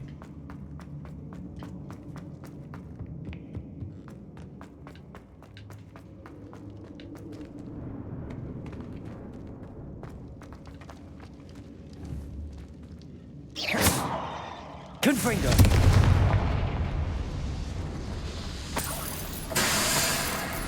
Revelio.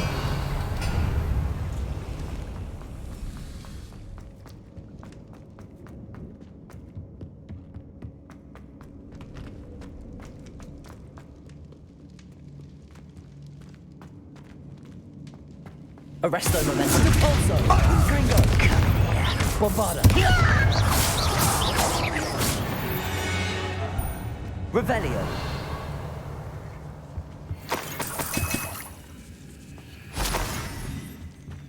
Thứ tình này 5 thứ đấy nhở. Nhặt hoài không hết luôn đấy.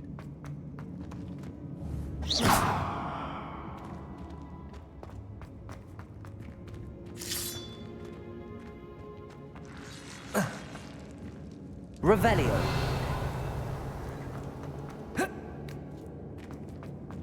Quá cả đi hang.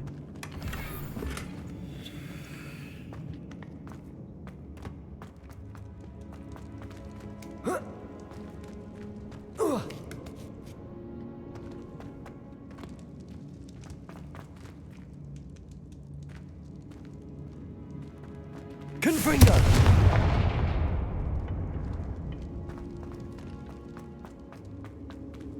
Lại trở về chỗ ban đầu này nè. Revelio.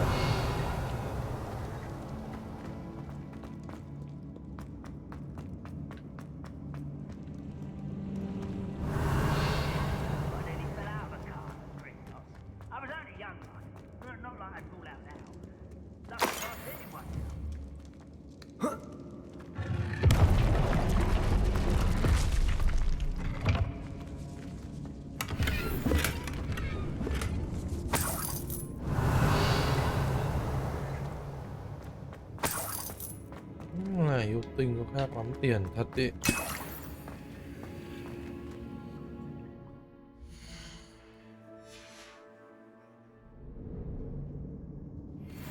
Đầy máu rồi. 25 bình là mắc à?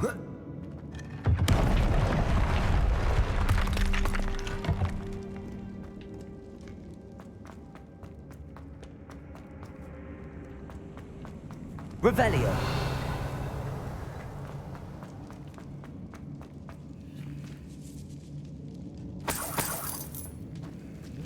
Làm gì đấy kìa.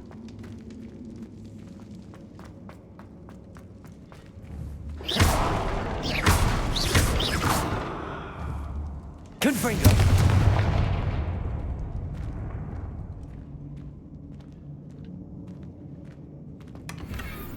Ui, mình đi kiếm bao nhiêu nơi ngóc ngách rồi ấy, không kiếm được mấy bộ đồ đẹp hoành tráng nhở. Trong khi đó mình thấy các bạn ấy chơi mấy bộ đồ đẹp hoành tráng vãi bìu ra,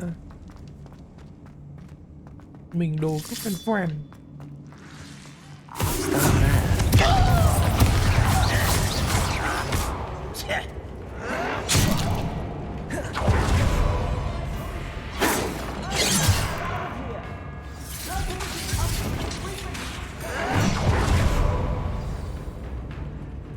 Arresto momentum. Also, Confringo. Bombarda.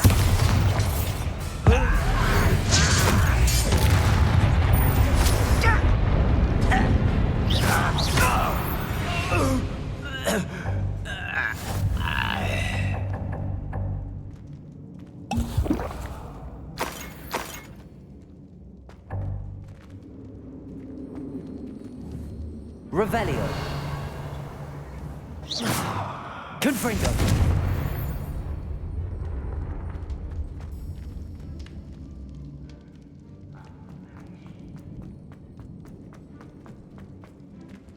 Revelio.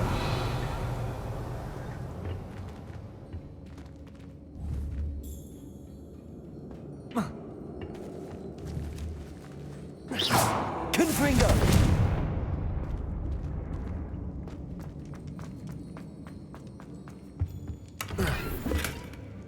Revelio.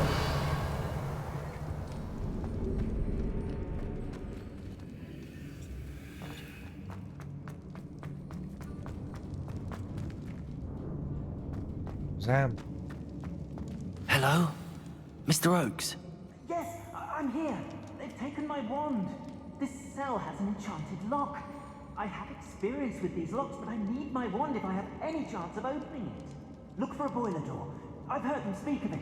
I need to find Mr. Oakes' wand. Where could it be?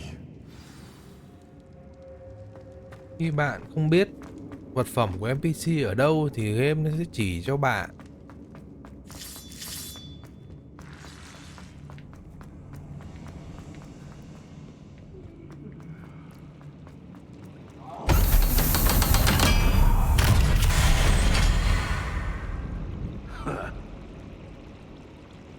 Bombarder!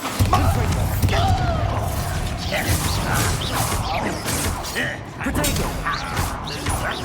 Defeated our encampment in the tower. You want to build a bombarder? I won't rest. Dead. Confringo!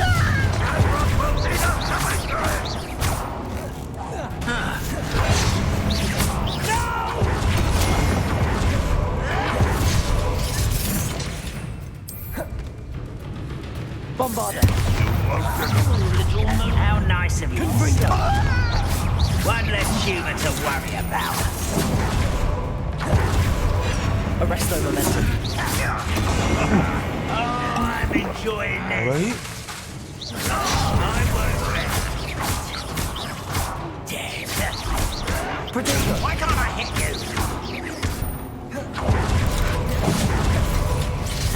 Bombarder! You call that spell?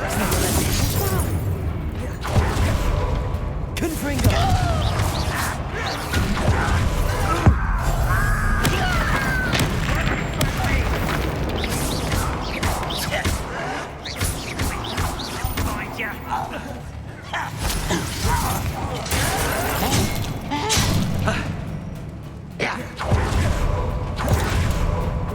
You seem fond of dust. Bombarder! Confringo! Easily done. Seems your heart isn't in this at all. Not quite. Confringo! Bombarder! No! Potato! Arresto momentum.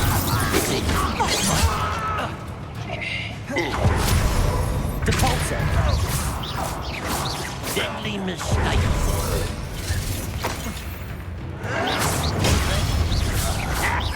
You can't Arresto stop. momentum. Depulso! Confringo! Bombarder!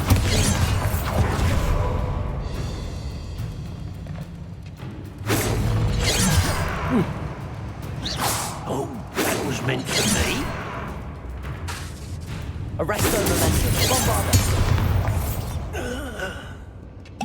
Ranrock has fooled you all. To your demise.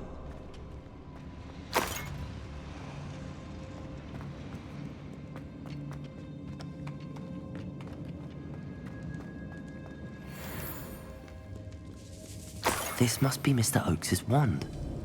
Perhaps now he can set himself free.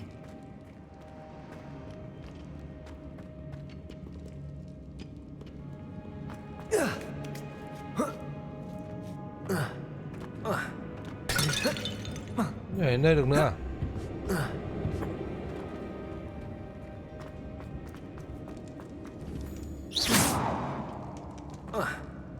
Đây chắc là được.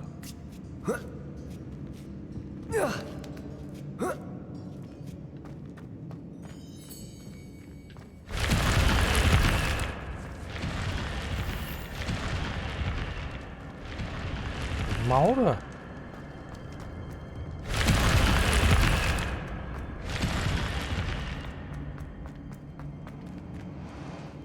Ôi.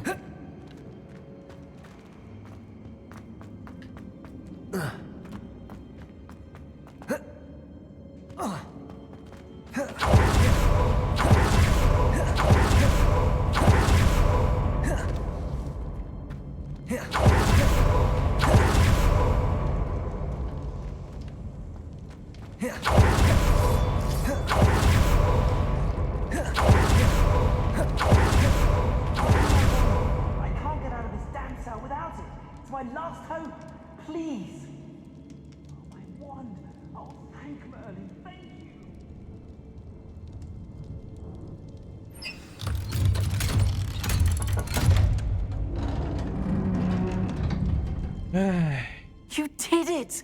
I found my wand and... Wait, you're a student? Oh, we must get you to safety immediately. It's dangerous. It's all right, Mr. Oakes. I've dealt with these goblins before. Dear Merlin, you're either very lucky or very talented. Well, how did you find me? I'm a friend of Adelaide's. She was worried about your business with Ranrock's loyalists. Oh, she was right to be. I couldn't go through with the agreement, and when I told them, I ended up blindfolded and behind bars. Been locked in that infernal cell for so long, they'd forgot I was even there. I overheard things. If only I could reward you for what you've done. Blasted goblin stole every canut on me. All I can say is thank you, truly.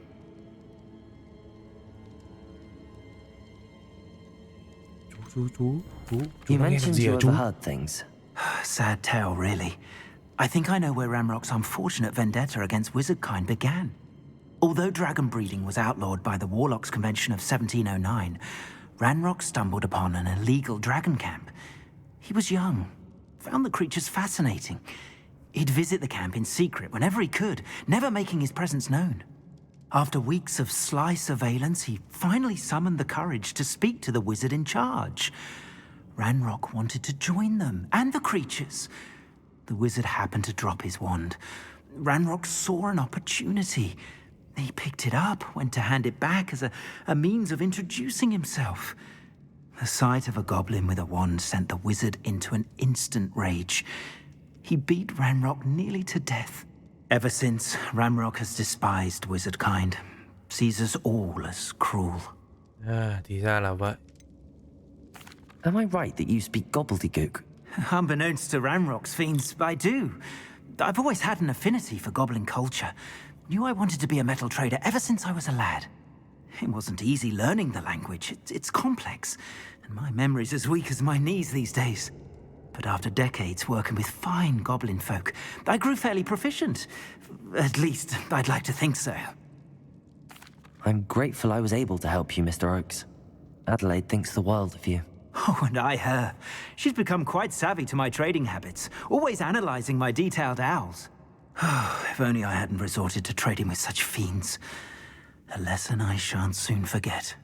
Having my wand back is like being reunited with an old friend. I must return home and inform Adelaide of my safety. Will you be all right? I'll be fine, Mr. Oakes. You get back to Adelaide.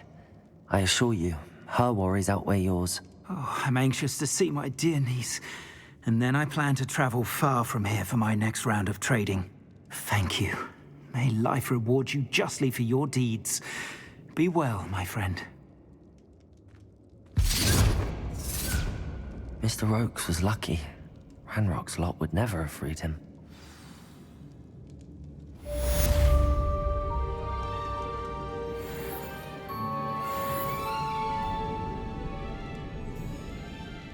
Ôi, hoàn thành nhiệm vụ rồi. Em có lên được cái cấp nào không nào?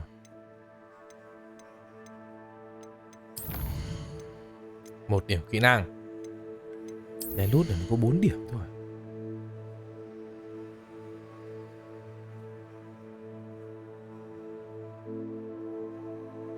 Ồ, chiêu này có thể ám sát một lúc 2 đứa này.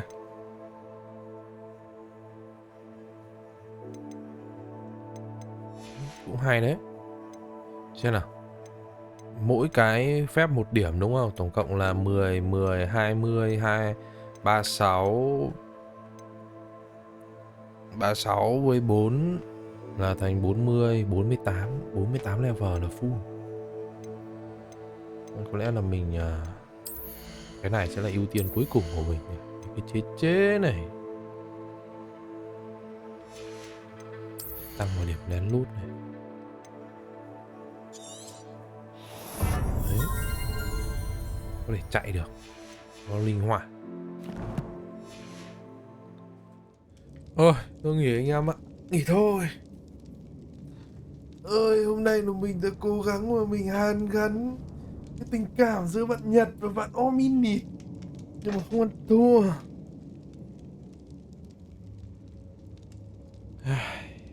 Hai thằng nó vẫn bất đồng ý kiến về cái vụ ma thuật hắc ám. Nó cũng hoàn thành được thêm một cái thử thách thứ hai của ông Rockwood. Thôi, đi nghỉ thôi. Chào tạm biệt các anh em nhé. Anh em nào chưa đăng ký gì cho mình xin một đăng ký. Mình cảm ơn anh em rất là nhiều. Xin chào tạm biệt anh em.